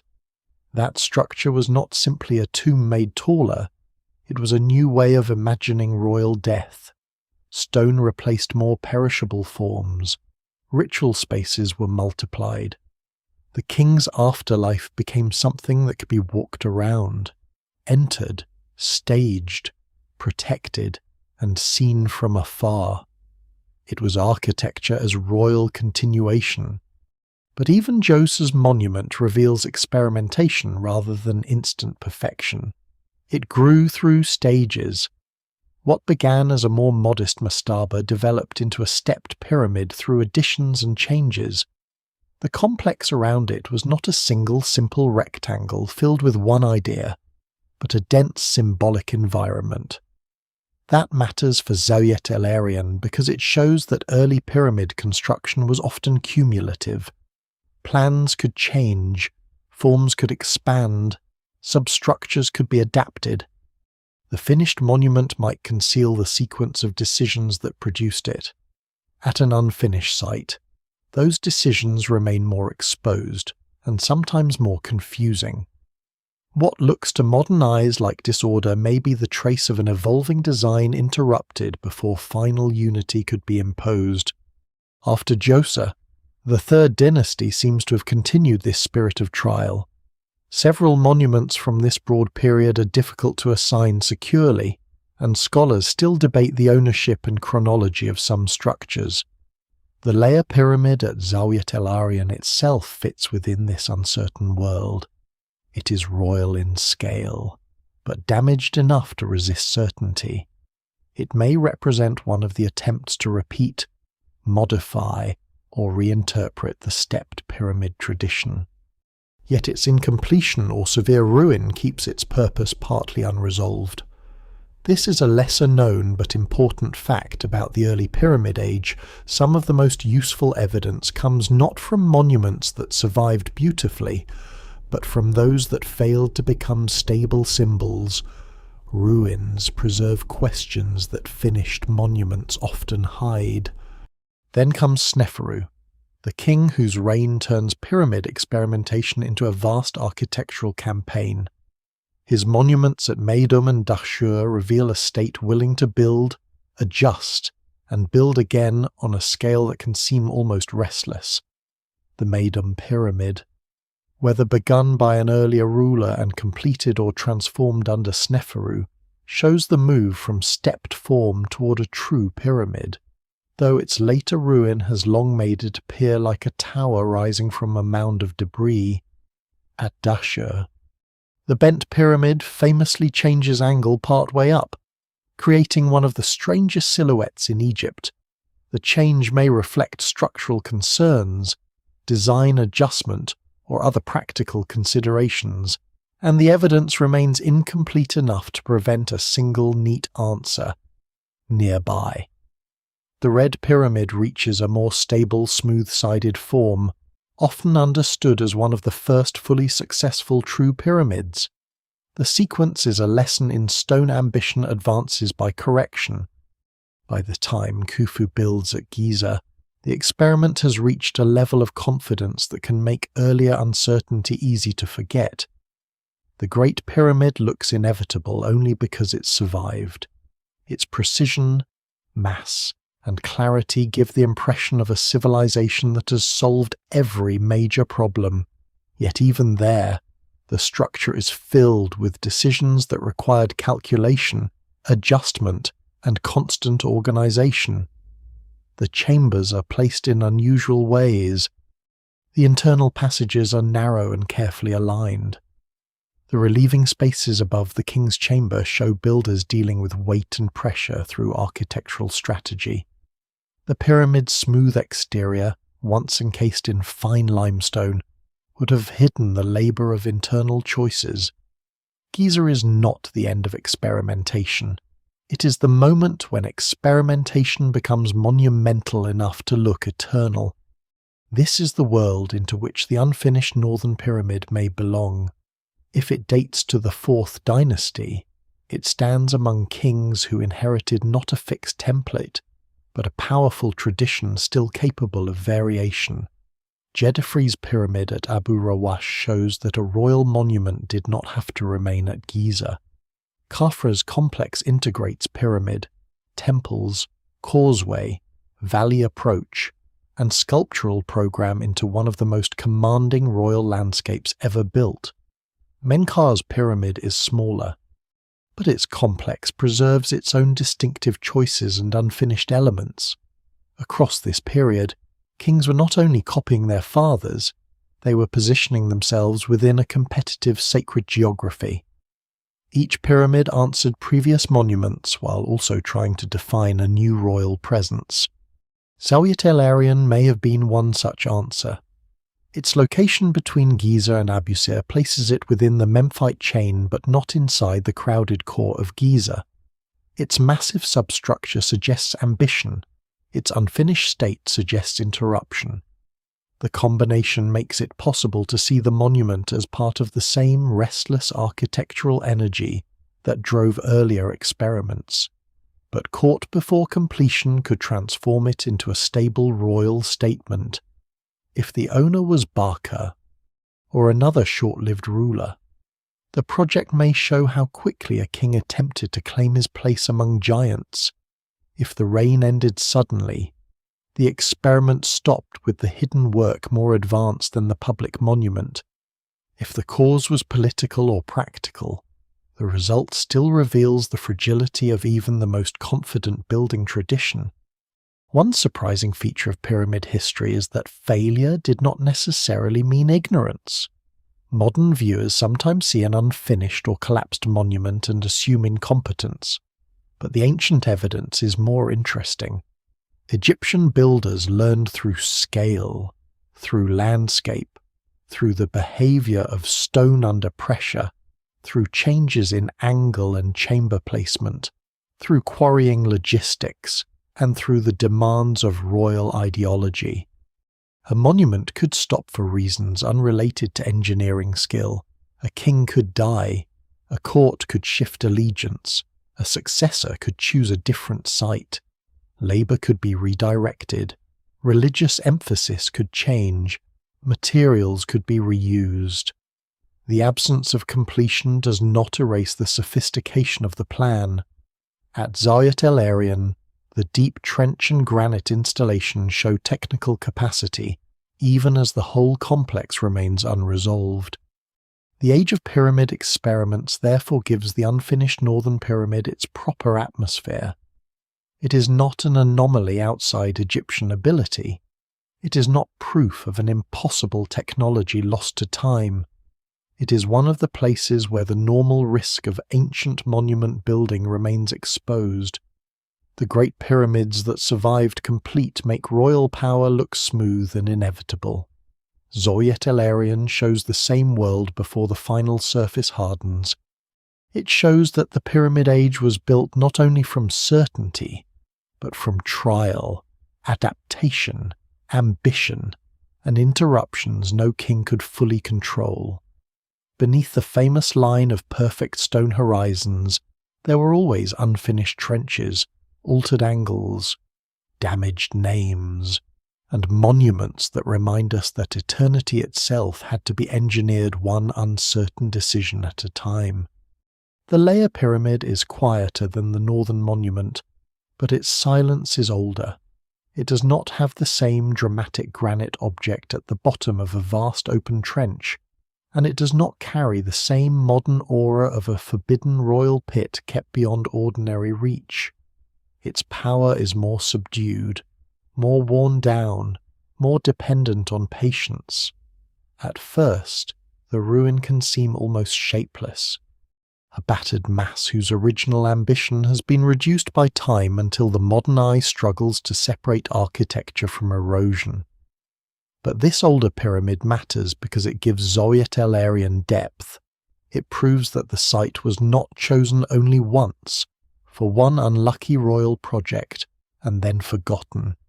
It belonged to a wider pattern of early royal activity, one that reached back into the experimental centuries when Egyptian kings were still learning how to build eternity in stone. The layer pyramid is usually associated with the Third Dynasty, though the identity of its owner remains debated. That uncertainty places it in the same family of problems as the unfinished Northern Pyramid, but with a different historical flavour. The Northern Monument feels like a royal project interrupted at large scale. The layer pyramid feels like an early architectural statement whose meaning has been blurred by ruin. Its name comes from the way its masonry appears in layers or accretions, suggesting a construction method linked to the stepped pyramid tradition rather than the later smooth-sided form. In its original state, it may have risen as a stepped monument, part of that restless period after Djoser when Egyptian builders were developing the pyramid idea through repeated attempts. What survives in the record suggests careful planning and royal ambition, but the evidence remains incomplete enough that certainty slips away just when it is most desired. This older ruin changes how the whole site is understood. If Zawyet el-Aryan had contained only the unfinished Northern Pyramid, it might be easier to frame the location as a single strange interruption, a one-time choice by a brief or obscure king. But the layer pyramid shows that the desert here had already been drawn into royal funerary imagination. Before the northern trench was cut, before the granite oval was lowered into its deep chamber, another king or royal authority had already looked at this part of the Memphite necropolis and found it suitable for a monument. That repetition matters. It suggests that Zawyet el-Aryan had qualities the ancient builders valued: position along the western desert, relation to Memphis, available ground, perhaps useful bedrock, perhaps symbolic placement between more famous zones of the necropolis. No single explanation fully accounts for the choice, but the fact that royal projects appear here more than once means the site was not marginal to those who selected it. Around the layer pyramid, the cemeteries and mastabas deepen the picture further. Royal monuments attracted people in life and death, officials, administrators, craftsmen of status, priests, and members of elite households often sought burial near royal complexes because proximity mattered. To be placed near a king's monument was not merely a matter of geography, it was a statement of belonging within the order of power. In Old Kingdom Egypt, death was highly social. Tomb location, size, construction material, decoration, and relationship to royal monuments all expressed rank, connection, service, and memory. The cemeteries adjacent to the layer pyramid therefore make the site feel less like an abandoned architectural experiment and more like a functioning corner of the ancient state. Even where the evidence is damaged, the pattern suggests a world of offices, families, rituals, and long-term investment in the desert. A mastaba is a humble word for a powerful idea. These flat-roofed tomb structures, often rectangular and built of mud brick or stone, were the burial monuments of elites before and during the Pyramid Age.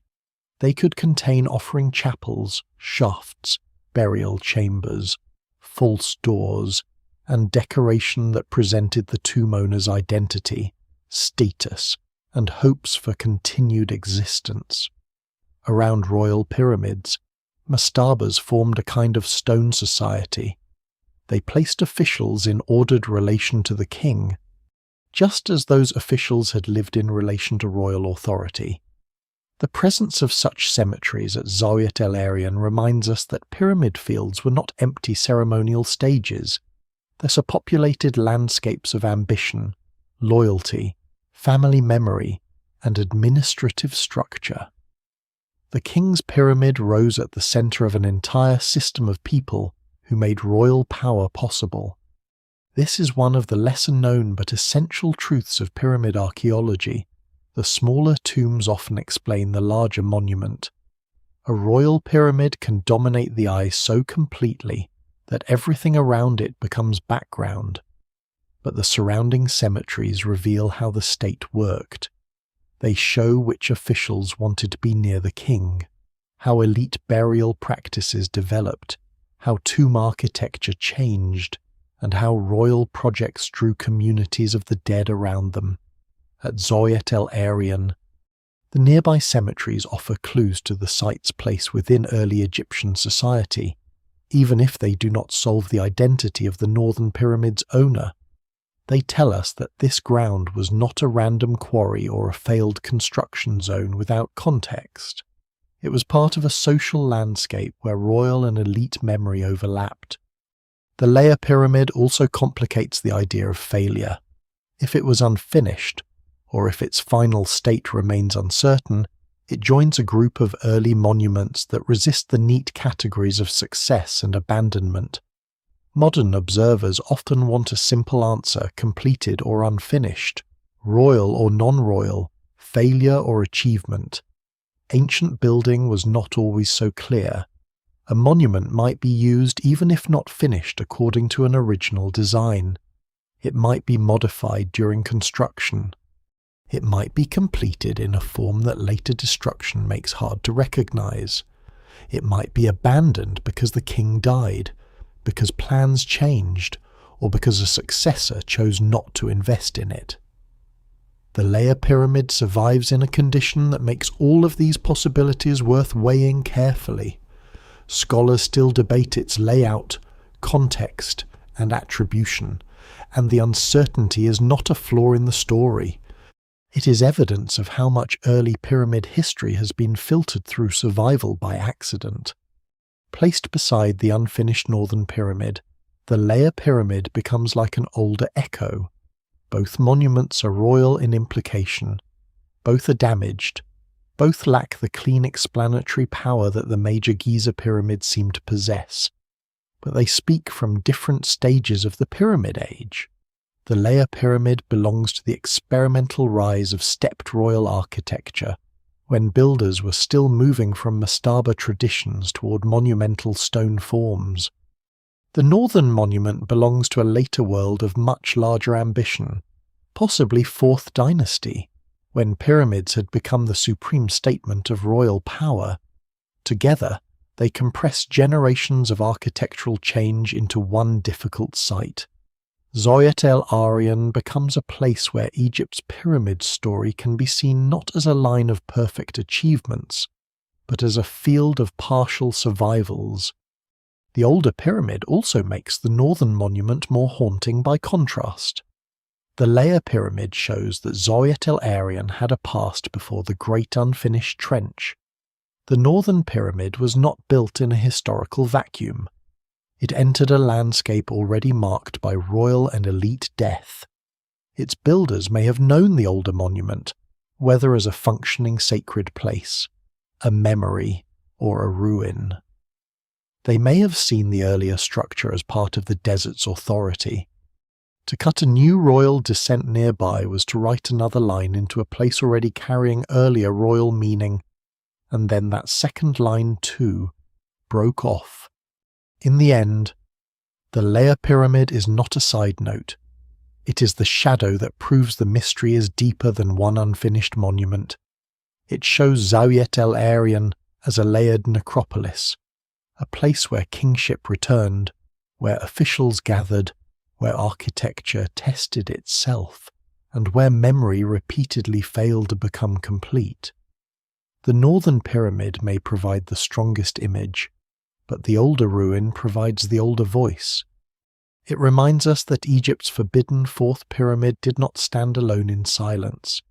It stood in a landscape already filled with half-preserved names, worn masonry, buried chambers, and the long, patient company of the dead. Every unfinished monument invites a story of interruption. The mind wants a moment when the work stopped, a messenger arriving from the court, a king dying before his tomb could rise, a new ruler shifting men and stone elsewhere, an order given, tools lowered, ramps abandoned, baskets left empty in the dust. Zawyet el-Aryan almost demands such an image because the unfinished northern pyramid preserves intention with unusual force. It is not a vague trace. It is a royal-scale descent cut deep into the bedrock, a project advanced enough for major underground architecture and the placement of a granite feature at its heart. Something began here with seriousness. Something stopped before that seriousness could become a completed pyramid. The difficult part is that archaeology can see the stopping far more clearly than it can see the reason. The simplest explanation is also one of the strongest. The king may have died too soon. In Old Kingdom Egypt, a pyramid was tied to the reign of its owner. A long reign gave time for quarrying, transport, construction, temple building, administrative organization, and the gradual transformation of a desert plan into a sacred complex. A brief reign could leave behind only the earliest or most urgent parts of the project. This is why the possible connection with Baka, or another shadowy 4th dynasty ruler, remains so attractive. If the monument belonged to a king whose rule lasted only a short time, the unfinished state begins to make practical sense. Builders may have prioritized the substructure because the burial chamber was essential. The visible pyramid above could take years. The king's death could not be postponed until the horizon was complete. Yet short reign explains only part of the problem. Many ancient monuments were continued, modified, or completed after a ruler's death, especially if a successor had reason to honor the deceased or maintain the cult. So the question becomes more subtle. If the owner died early, why was the project not finished in a reduced form? Why was the site not transformed into a smaller but functional complex, as happened in other cases where royal plans changed? The answer may lie in politics, but the evidence remains incomplete. A successor might have had little interest in completing the monument of a predecessor whose reign was brief, disputed, or inconvenient. Royal memory was not automatic. It required investment. It required offerings, buildings, names, priests, and state support. If that support vanished, a pyramid project could become a stranded shell almost overnight. Political disruption is therefore another possible explanation, though it must be handled carefully. It is tempting to turn every unfinished royal monument into evidence of palace intrigue, rivalry, or dynastic crisis. Ancient Egypt certainly had succession tensions at times, but not every gap in the record proves a dramatic conflict. What can be said is more measured. The 4th dynasty was a period of powerful kings, major construction, and shifting royal burial choices. Jedefre built at Abu Rawash rather than Giza. Khafre returned to Giza. Later rulers altered scale and emphasis. Within such a world, a poorly documented king could easily become vulnerable in memory. If the owner of the unfinished northern pyramid stood in a contested or short-lived branch of the royal family, then the project's abandonment may reflect not only death, but the failure of his name to command long-term loyalty. Construction problems may also have played a role, though they are harder to prove. Zawyet el-Aryan's monument was ambitious, cutting a vast trench into bedrock, preparing a deep burial space, installing granite, and planning a superstructure above it required technical confidence. If the builders encountered flaws in the bedrock, logistical challenges, or design difficulties, the project might have slowed or changed. The desert is not a blank surface obedient to royal will. Rock quality varies. Slopes matter. Transport routes matter. Water supply, labour organisation, tool maintenance, and seasonal demands all shape construction. Even a king could not simply command stone to behave. However, no clear evidence proves that engineering failure alone halted the unfinished northern pyramid. The substructure actually suggests considerable competence. A practical problem may have contributed, but by itself it does not fully account for the monument's abandonment. Another possibility is that the monument did not stop as early as it now appears. Later destruction can exaggerate incompletion. Many Egyptian pyramids were quarried heavily in later periods. Stone was valuable. Casing blocks, core blocks, and temple masonry could be removed for buildings elsewhere. A monument whose upper body was partially built might be stripped so thoroughly that only the substructure remains dominant. This caution matters because what modern viewers see is not the pyramid as the builders left it, but the pyramid after thousands of years of erosion, reuse, exposure, and human interference. What survives in the record suggests that the unfinished northern pyramid truly remained incomplete, but scholars still have to allow for the possibility that later removal has made its original progress harder to judge. Changing royal plans may offer another piece of the puzzle. Pyramid building was not only construction, it was ideology in stone. If a successor wanted to emphasize a different sacred landscape, a different lineage, or a different royal statement, he could redirect labour toward his own monument rather than finish another king's. The living king's pyramid mattered urgently because it projected current power. The dead predecessor's unfinished project might become secondary, especially if the predecessor had ruled briefly. This does not require hatred or deliberate erasure. Administrative neglect can be enough. A construction workforce is reassigned. Supply chains shift. Priests are appointed elsewhere. The unfinished monument remains in place, but without the living political energy that created it, it becomes inert. The site's later obscurity may also reflect a failure of cult. A completed pyramid complex was meant to sustain offerings and ritual service. Temples, causeways, priests, and estates helped maintain the king's afterlife. If Zawyet el-Aryan's northern monument never reached that stage, it may never have developed the institutional life that protected other royal names. Without a functioning cult, the king's identity could fade more quickly, without regular activity. The site could become easier to neglect, quarry, or forget. This is one of the most striking consequences of incompletion. A pyramid was not only a building project, but a memory machine. If the machine was never fully assembled, the memory it was meant to preserve could fail almost immediately. There is also the possibility that several causes converged. A short reign may have begun the interruption. Political redirection may have prevented completion. Later quarrying may have removed evidence of how far work progressed. Restricted modern access may have preserved uncertainty by preventing repeated investigation. No single explanation fully accounts for everything, and that is exactly why the monument remains compelling. It does not offer the clean satisfaction of one cause. It offers the more realistic pattern of ancient history, where death, power, labour, geology, reuse, and modern limits all overlap until the original event becomes difficult to isolate. The most honest reconstruction is therefore one of probability rather than certainty.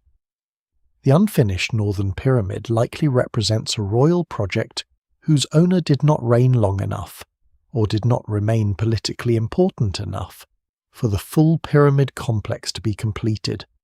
The underground work advanced because burial preparation had priority, while the above-ground monument never received the time, labour, or successor support required to become permanent.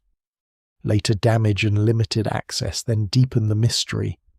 What survives today is not the single moment of abandonment, but the long aftermath of it.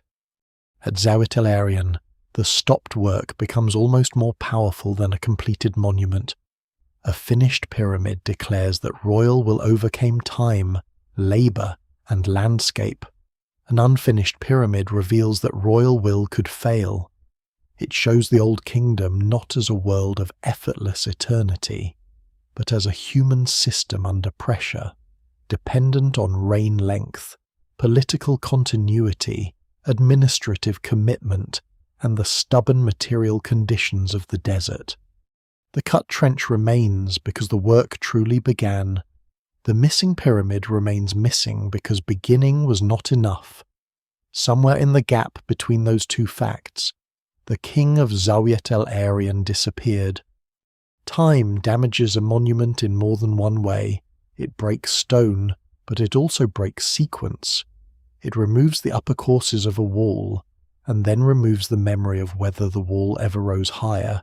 It strips a casing block, and then leaves scholars asking whether the casing was completed, begun, or never placed at all. It fills a trench with debris, then allows later excavators to clear that debris under methods that capture some details and lose others. At Zawyet el-Aryan, the unfinished northern pyramid has not been damaged by one clean event. It has been worn down by thousands of years of weather, reuse, neglect, partial excavation, shifting access, and the ordinary violence of survival. The result is a monument that is physically present but historically fractured, a site where the original form is partly beyond recovery because too many layers between ancient intention and modern observation have been disturbed. The desert often appears gentle from a distance, especially in photographs where ruins sit under a clear sky and the sand looks still. In reality, desert exposure is relentless. Heat expands stone, cold contracts it. Wind carries grit against surfaces. Occasional rainwater, rare but powerful when it comes, can cut, pool, loosen, and carry sediment through openings. Limestone is not immune to such patience. Edges soften, tool marks fade, blocks shift, rubble accumulates. A monument left incomplete is especially vulnerable because it lacks the protective coherence of a finished structure. A completed pyramid, even when later stripped, has mass, casing, drainage behavior, and settled geometry. An unfinished pit and partially built foundation have open surfaces, exposed cuts, and construction zones never fully sealed into final form. Zawyet el-Aryan was wounded by incompletion before time ever touched it. Quarrying adds another layer of damage, and in Egypt quarrying is often one of the great silent forces behind the disappearance of monuments. Ancient and later builders saw old stone not only as sacred inheritance, but as useful material. A pyramid could become a quarry if its cult was dead, its royal name forgotten, or its blocks easy enough to remove. Temples, walls, houses, roads, lime kilns, and later construction all created hunger for stone.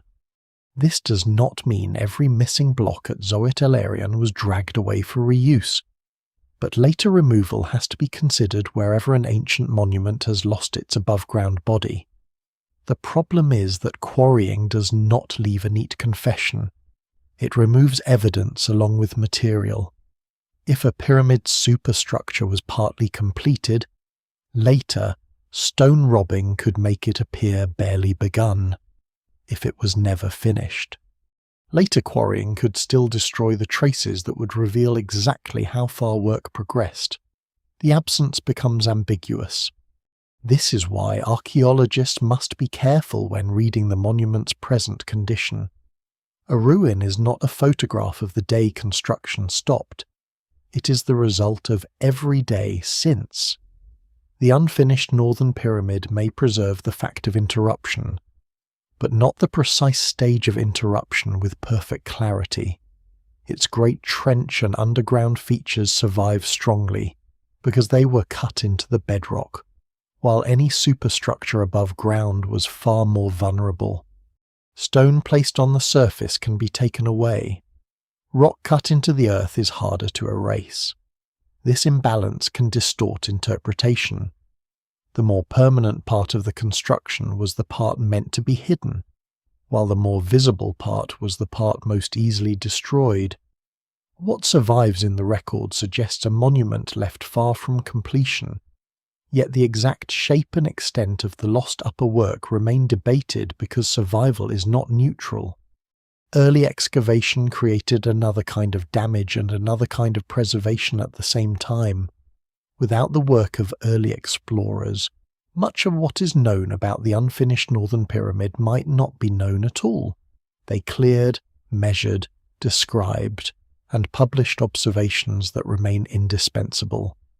They brought the site into scholarly attention and recorded features that later access restrictions made harder to revisit. But early archaeology was not modern archaeology. Excavators often worked quickly, with limited conservation protocols, incomplete photographic coverage, and recording methods that did not capture every layer of context.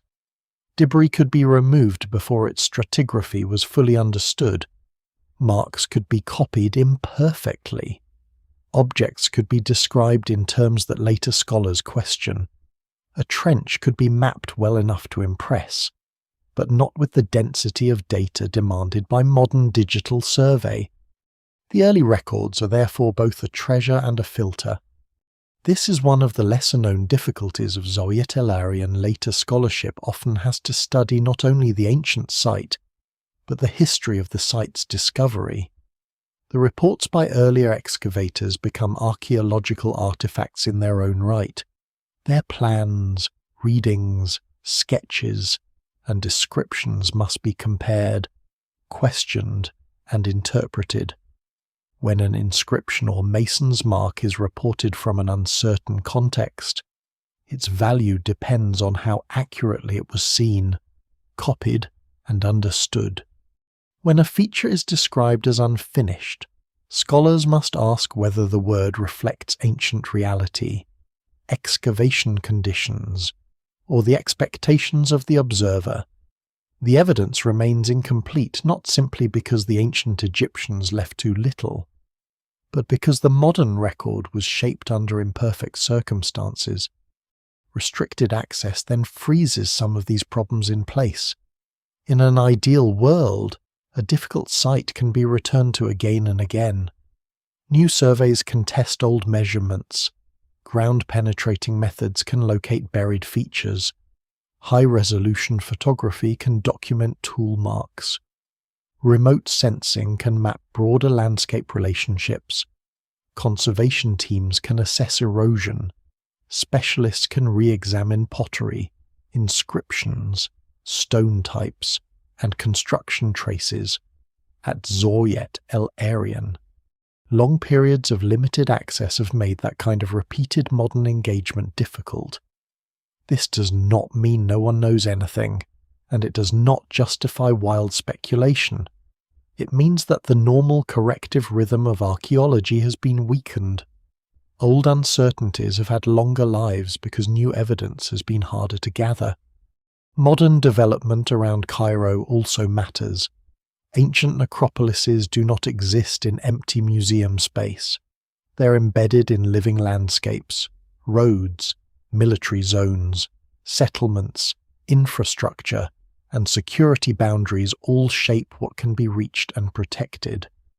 The Memphite necropolis may appear timeless, but it sits beside one of the most dynamic human environments on Earth. The city grows, changes, presses outward, and reorganizes the land around ancient remains. A site like Zawyet el-Aryan is caught between deep antiquity and modern use. Its restricted condition is partly a result of that collision. The Pyramid Age built in the desert margin because it was outside the fields of the living. The modern world has moved closer, and the margin has become complicated. The damage to the site is therefore physical, documentary, and conceptual. Physically, stone has been lost, weathered, buried, or disturbed. Documentarily, the record depends heavily on early reports that cannot always answer present questions. Conceptually, the site has been pulled between scholarly caution and popular mystery, between what can be responsibly inferred and what people wish a forbidden monument might contain. This combination makes Zawyet el-Aryan especially vulnerable to overstatement. A missing superstructure becomes a secret, a debated name becomes a hidden king, a restricted zone becomes a conspiracy. Yet the real story is more sobering and more human. The past has not been deliberately hidden in a perfect sealed vault. It has been damaged by the same forces that damage most ancient things: time, reuse, partial observation, and the changing priorities of the living. What remains is still powerful. The trench is real. The underground architecture is real. The granite object is real. The uncertainty is real. But the original pyramid as the builders imagined it may never be fully recovered. Its height, final appearance, construction stage, associated structures, and intended ritual life have all been blurred. Scholars can reconstruct probabilities, compare parallels, and refine arguments, but they cannot simply rewind the desert. Zawyet el-Aryan stands as a reminder that archaeology often works not with complete monuments, but with damaged survivors. The task is not only to discover what is hidden, but to understand what has been lost and to resist filling every loss with fantasy. In that sense, the monument's broken condition becomes part of its meaning. A completed pyramid tries to defeat time by imposing form. The unfinished northern pyramid shows time entering before the form was sealed. The ancient project stopped. Later hands removed or disturbed what they could. Wind and weather softened what remained. Early excavation opened the wound again, and modern restriction kept the wound from being studied as freely as it might have been. The result is not silence, but a damaged voice. Zawyet el-Aryan still speaks, yet every sentence is interrupted by missing stone. The phrase fourth pyramid carries a trap inside it, because Egypt's pyramid landscape contains more than one monument that can claim the title depending on what the speaker means. For many people, the number begins at Giza. There are 3 famous pyramids on the plateau, 3 royal silhouettes that have become almost inseparable from the idea of ancient Egypt itself. So when a 4th pyramid is mentioned, the imagination naturally searches for another monument near that famous trio. A missing companion, a lost extension of the Giza skyline. In that sense, the strongest candidate is often not Zawyet el-Aryan at all, but the pyramid of Giza Abu Rawash, north of Giza. It is the pyramid of Khufu's son, built away from his father's plateau, badly ruined today, and long misunderstood as either unfinished, destroyed, or stripped almost beyond recognition. This is where confusion enters the story. And it matters because the wrong 4th pyramid can lead the whole mystery in the wrong direction. Jedefre's pyramid at Abu Rawash is a real and important monument, and it deserves its own atmosphere. It stands on a high ridge northwest of Giza, in a position that would once have given it tremendous visibility. The choice of location was not accidental. From that height, the monument would have commanded the surrounding landscape in a different way from the pyramids on the Giza plateau. Djedefre was not a marginal figure. He was the son and successor of Khufu, the king whose Great Pyramid remains the most imposing single monument of the Old Kingdom. For Djedefre to build away from Giza has often invited speculation. Was he separating himself from his father's legacy? Was he making a solar statement? Was he choosing a place with symbolic or political meaning? Scholars still debate the motives, and the evidence remains incomplete. But the site clearly shows that 4th Dynasty kings were not locked into one royal cemetery. Even in the shadow of Khufu, the map of royal burial remained flexible. For a long time, Djedefre's pyramid was treated by some as a failure or an unfinished monument. Its ruined state made that interpretation tempting. Unlike the Great Pyramids at Giza, it does not rise as a complete mass. Much of its stone has disappeared, and the surviving remains can seem skeletal. But later archaeological work has pushed back against the simple idea that the pyramid was merely abandoned early. The site was heavily quarried in later periods, and that later destruction may have removed much more of the monument than older interpretations allowed. What looks today like incompletion may partly be the result of dismantling. This is a crucial lesson for Zawyet el-Aryan as well. A ruined pyramid does not automatically reveal the exact condition in which ancient builders left it.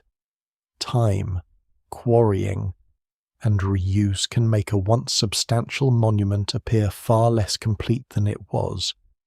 The confusion between Abu Rawash and Zawyet el-Aryan grows from several overlapping labels. Djedefre's pyramid can be called a lost 4th pyramid because it belongs to the 4th Dynasty story near Giza, and because Djedefre follows Khufu in the royal line. It also stands outside the famous trio, which makes it feel like a missing member of the group. Zawyet el-Aryan, on the other hand, fits the phrase forbidden 4th pyramid better when the emphasis falls on access, restriction, uncertainty, and the monument being out of reach. The unfinished northern pyramid is not the 4th visible pyramid of Giza, nor is it simply an extension of the Giza skyline. It is part of the Memphite necropolis, positioned between Giza and Abusir, and its mystery comes from a different combination of factors: an uncertain owner, an unfinished substructure, limited access, old excavation data, and the strange survival of a royal project whose public form never clearly arrived. Abu Rawash and Zawyet el-Aryan therefore ask different questions. Abu Rawash asks why Djedefre chose to build apart from Giza, how complete his pyramid once was, and why later destruction reduced it so severely. It also asks how his reign and memory were shaped by his relationship to Khufu, Khafre, and the shifting language of solar kingship. Zawyet el-Aryan asks who ordered the unfinished northern pyramid, why the project stopped, how much of it was ever built above ground, and why modern access has left it so shadowed in public memory. Both monuments belong to the wider history of pyramid experimentation and royal self-definition. Both are damaged, both have been misunderstood, but they are not the same mystery. The distinction is important because dramatic titles can flatten geography. Egypt's pyramid fields are close enough in public imagination that they sometimes blur into one desert stage. But the ancient landscape was more precise. Abu Rawash lies north of Giza, on a high outlying ridge. Zawyet el-Aryan lies between Giza and Abusir, in a different position within the necropolis chain. The builders, officials, priests, and royal planners of the Old Kingdom would have understood these differences. A shift of location was not just a change of scenery. It could alter sightlines, relationships to previous monuments, transport routes, local geology, and symbolic associations. To confuse the two sites is to miss how carefully royal landscapes were chosen. There's also a difference in identity. Djedefre is a known king. His name, reign, family connections, and monument at Abu Rawash can be discussed within a recognizable historical frame, even when details remain debated. The owner of the unfinished northern pyramid is far less secure. Baka, Bikheris, or another shadowy ruler may stand behind it, but the attribution remains uncertain. That uncertainty changes everything at Abu Rawash.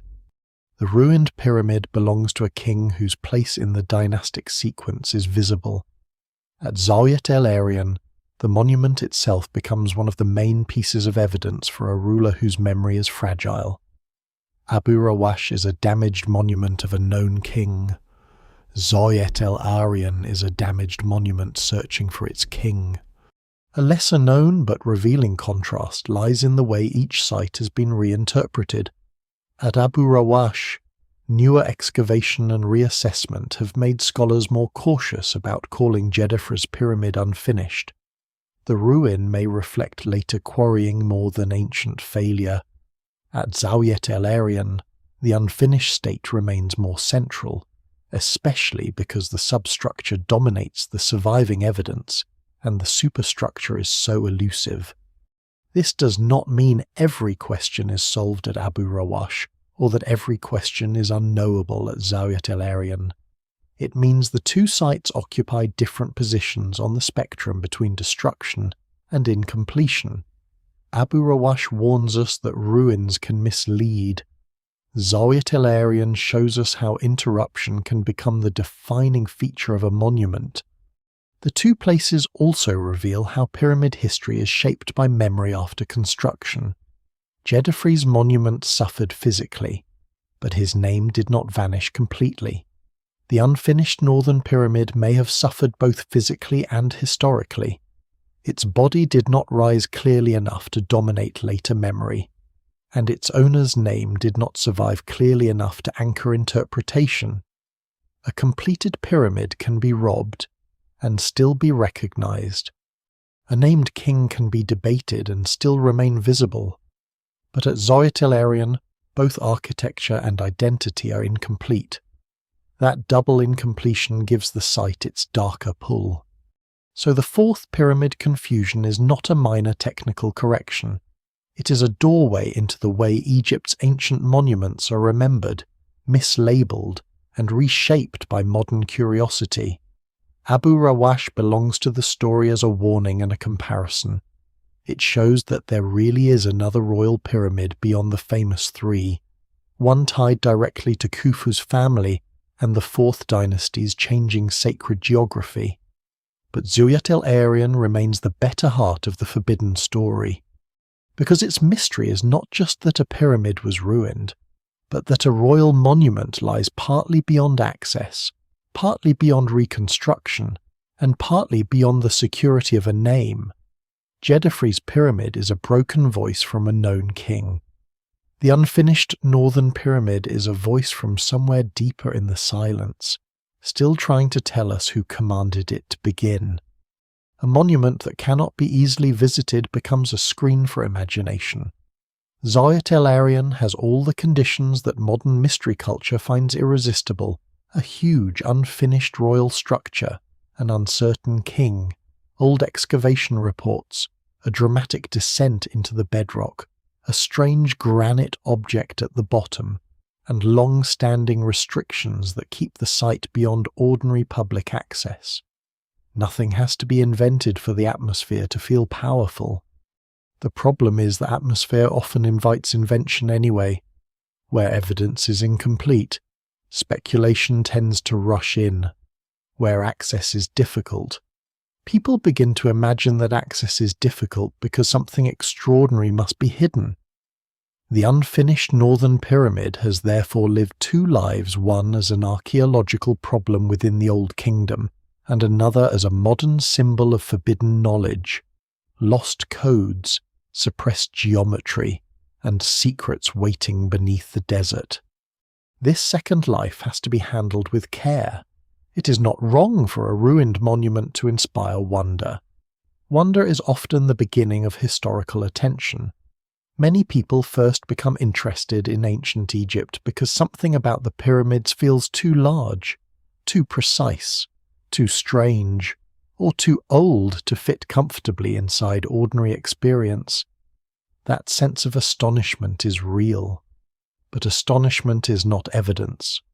A monument can be mysterious without being supernatural. A site can be restricted without being deliberately concealed for sinister reasons. A granite object can be unusual without being proof of hidden technology. The challenge with Zawyet el-Aryan is to keep the mystery intact while refusing to let it drift away from what archaeology can responsibly support. One popular temptation is the language of codes. The pyramids, especially those of the 4th dynasty, have often attracted claims about sacred numbers, secret ratios, pi, phi, cosmic alignments, lost sciences, or mathematical systems supposedly embedded in stone. Some of these claims are harmless attempts to appreciate ancient skill. Others become more misleading, especially when they treat coincidence, selective measurement, or modern numerical pattern finding as if it were ancient intention. Zawyet el-Aryan has occasionally been pulled into this wider fascination because its unfinished state leaves so much room for reconstruction.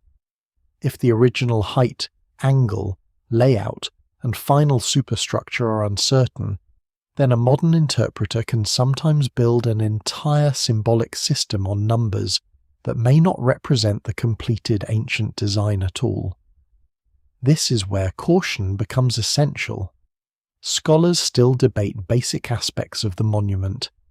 Any elaborate code built on uncertain dimensions rests on very fragile ground. That does not mean ancient Egyptians lacked mathematical sophistication. They absolutely possessed practical geometry, measurement systems, surveying skill, and a deep ability to organize construction with impressive accuracy. They aligned monuments, leveled foundations, calculated slopes, managed volumes, planned corridors, and controlled labor on a scale that still commands respect. Their achievements do not need to be inflated into impossible mysteries to be extraordinary. In fact, treating them as impossible can diminish the ancient builders by suggesting their real knowledge was not enough. The workers, surveyors, scribes, architects, and officials of the Pyramid Age were not magicians leaving puzzles for modern enthusiasts.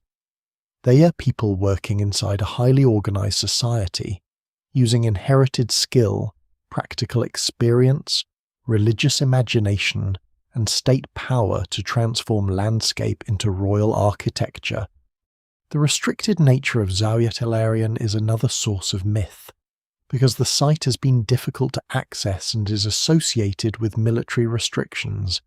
It can be framed as if the monument is being deliberately kept from the world because of what it might reveal. That framing is dramatic, but it reaches beyond the evidence. Modern land use around ancient sites is often complicated for reasons that have little to do with ancient secrets, military zones, urban expansion, security boundaries, conservation concerns, administrative priorities, and infrastructure can all affect access. None of these are as exciting as a hidden chamber of forbidden knowledge, but they are often much closer to reality. The fact that a monument is hard to visit does not automatically mean its contents overturn history. It may mean only that modern geography has wrapped itself around ancient stone in an inconvenient way. And yet the modern myth is not entirely meaningless. It reveals something about how humans relate to lost places. When a monument stands open and explained, people may admire it. When a monument is damaged and withheld, people begin to dream around it. Zawyet el-Aryan's power comes partly from this tension between knowledge and denial. Archaeology can identify the site, place it within the Memphite necropolis, discuss its likely Old Kingdom context, compare its architecture, and describe its early excavation. But modern access cannot fully satisfy curiosity. The viewer is left with a strange combination: enough evidence to believe in the monument's importance, not enough access to feel at peace with the explanation. That emotional gap is where myths grow. The stronger mystery, however, remains completely grounded. The monument's owner is uncertain. The construction sequence is uncertain. The original superstructure is uncertain. The exact purpose and interpretation of the granite oval remain debated. The relationship between the unfinished northern pyramid, the layer pyramid, and the broader cemetery landscape is still incomplete in public understanding. The reasons work stopped remain unresolved. These are not artificial mysteries created by sensationalism. They are real archaeological problems. They do not require claims of hidden energy, lost continents, alien architects, or suppressed priestly science. The record itself is already broken enough to demand humility. There is a difference between an unanswered question and an answer disguised as a mystery. Good archaeology begins with the unanswered question and then narrows possibility through evidence. Poor speculation often begins with the desired answer and then searches the ruin for confirmation. Zawyet el-Aryan deserves the first approach. The monument should be allowed to remain strange in the right way. It should not be reduced to a mere construction failure, because it is more than that. It should not be inflated into a supernatural secret, because the evidence does not support that either. It occupies the more difficult middle ground where real ancient ambition meets real historical loss.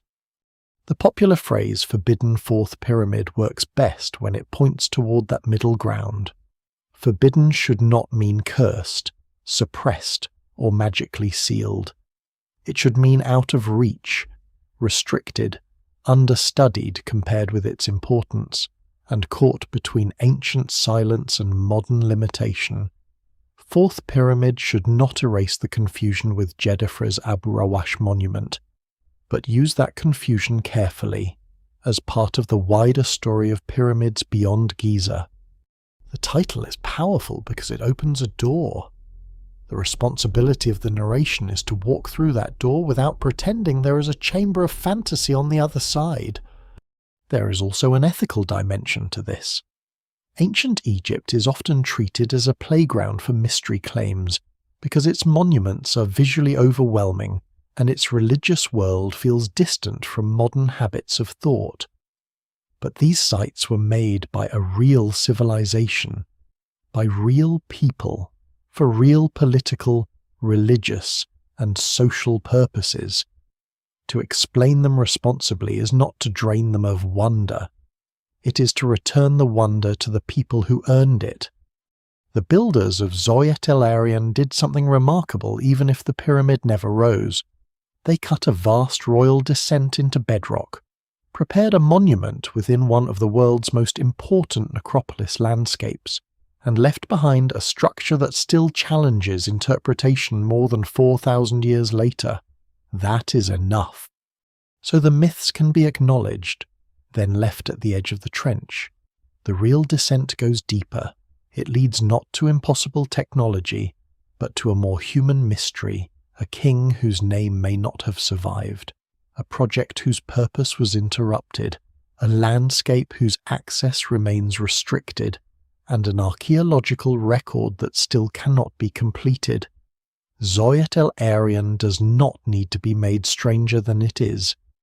Its true strangeness lies in the fact that a royal monument built to secure eternity has become one of the places where eternity failed to explain itself.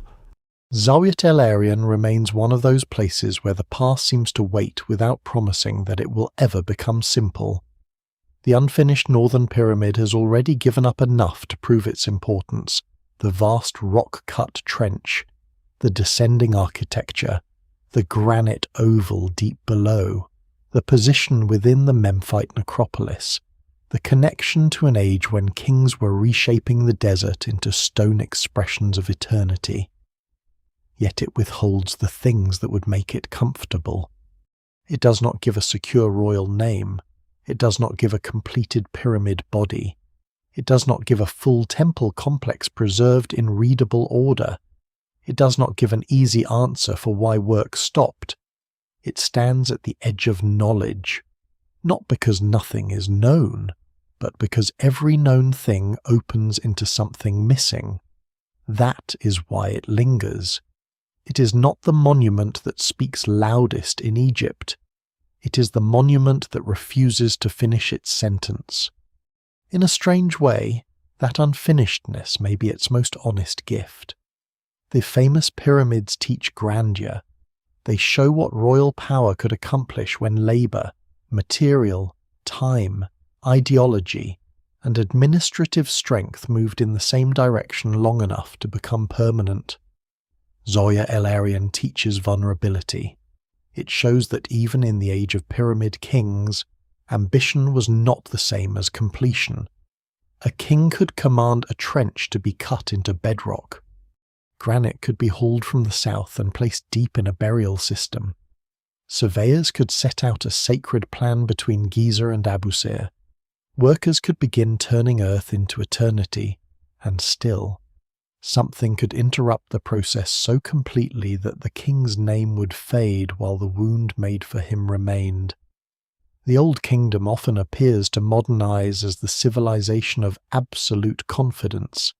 Here, that confidence is present, but broken. What makes the monument still waiting is not only the physical restriction that keeps most people away from it, it is also the waiting built into the evidence itself. Archaeology waits for better access, better documentation, better survey, better preservation, and perhaps a future moment when old readings can be checked against the stone again. The public imagination waits for a clearer story, because unfinished monuments create an itch that completed ruins do not. Scholars wait for the chance to separate what can be known from what has merely been repeated, because early reports carried unusual authority. The site itself waits in the more ancient sense open to weather, pressed by modern boundaries, caught between the buried world of kings and the living world that has grown around it. No single discovery is guaranteed to solve everything, but the possibility of refinement remains powerful. A new plan, a clearer image, a re-examined mark, or a careful survey could change the weight of an old argument.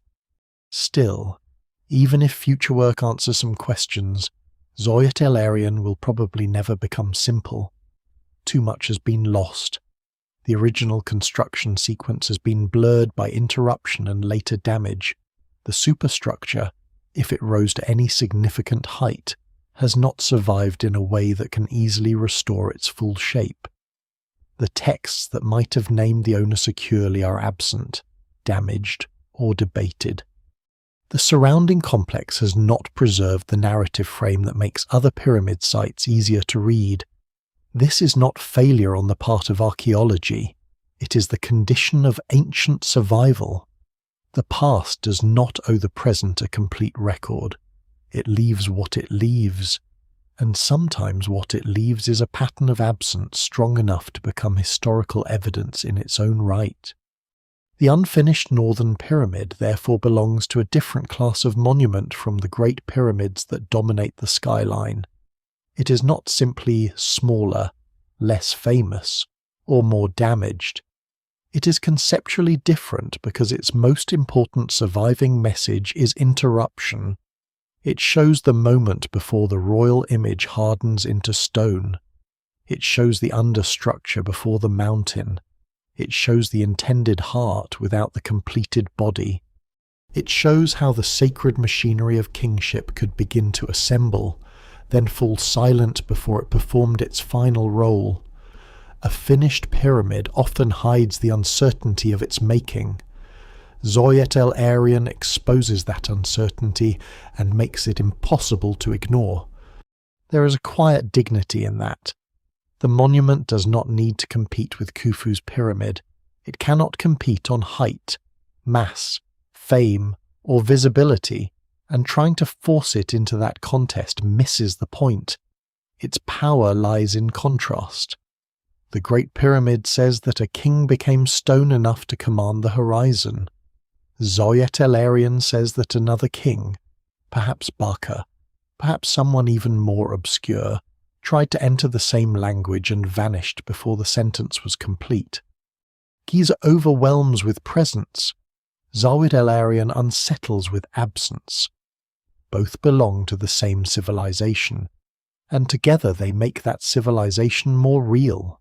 Egypt was not only its triumphs, it was also its abandoned plans, uncertain reigns, stripped monuments, damaged records, and unfinished sacred works. This is why the phrase "the monument Egypt keeps out of reach" can carry meaning without becoming accusation. It is out of reach because of modern restrictions, yes, but also because the ancient evidence itself remains beyond full recovery. It is out of reach because the king's name slips away when one tries to hold it.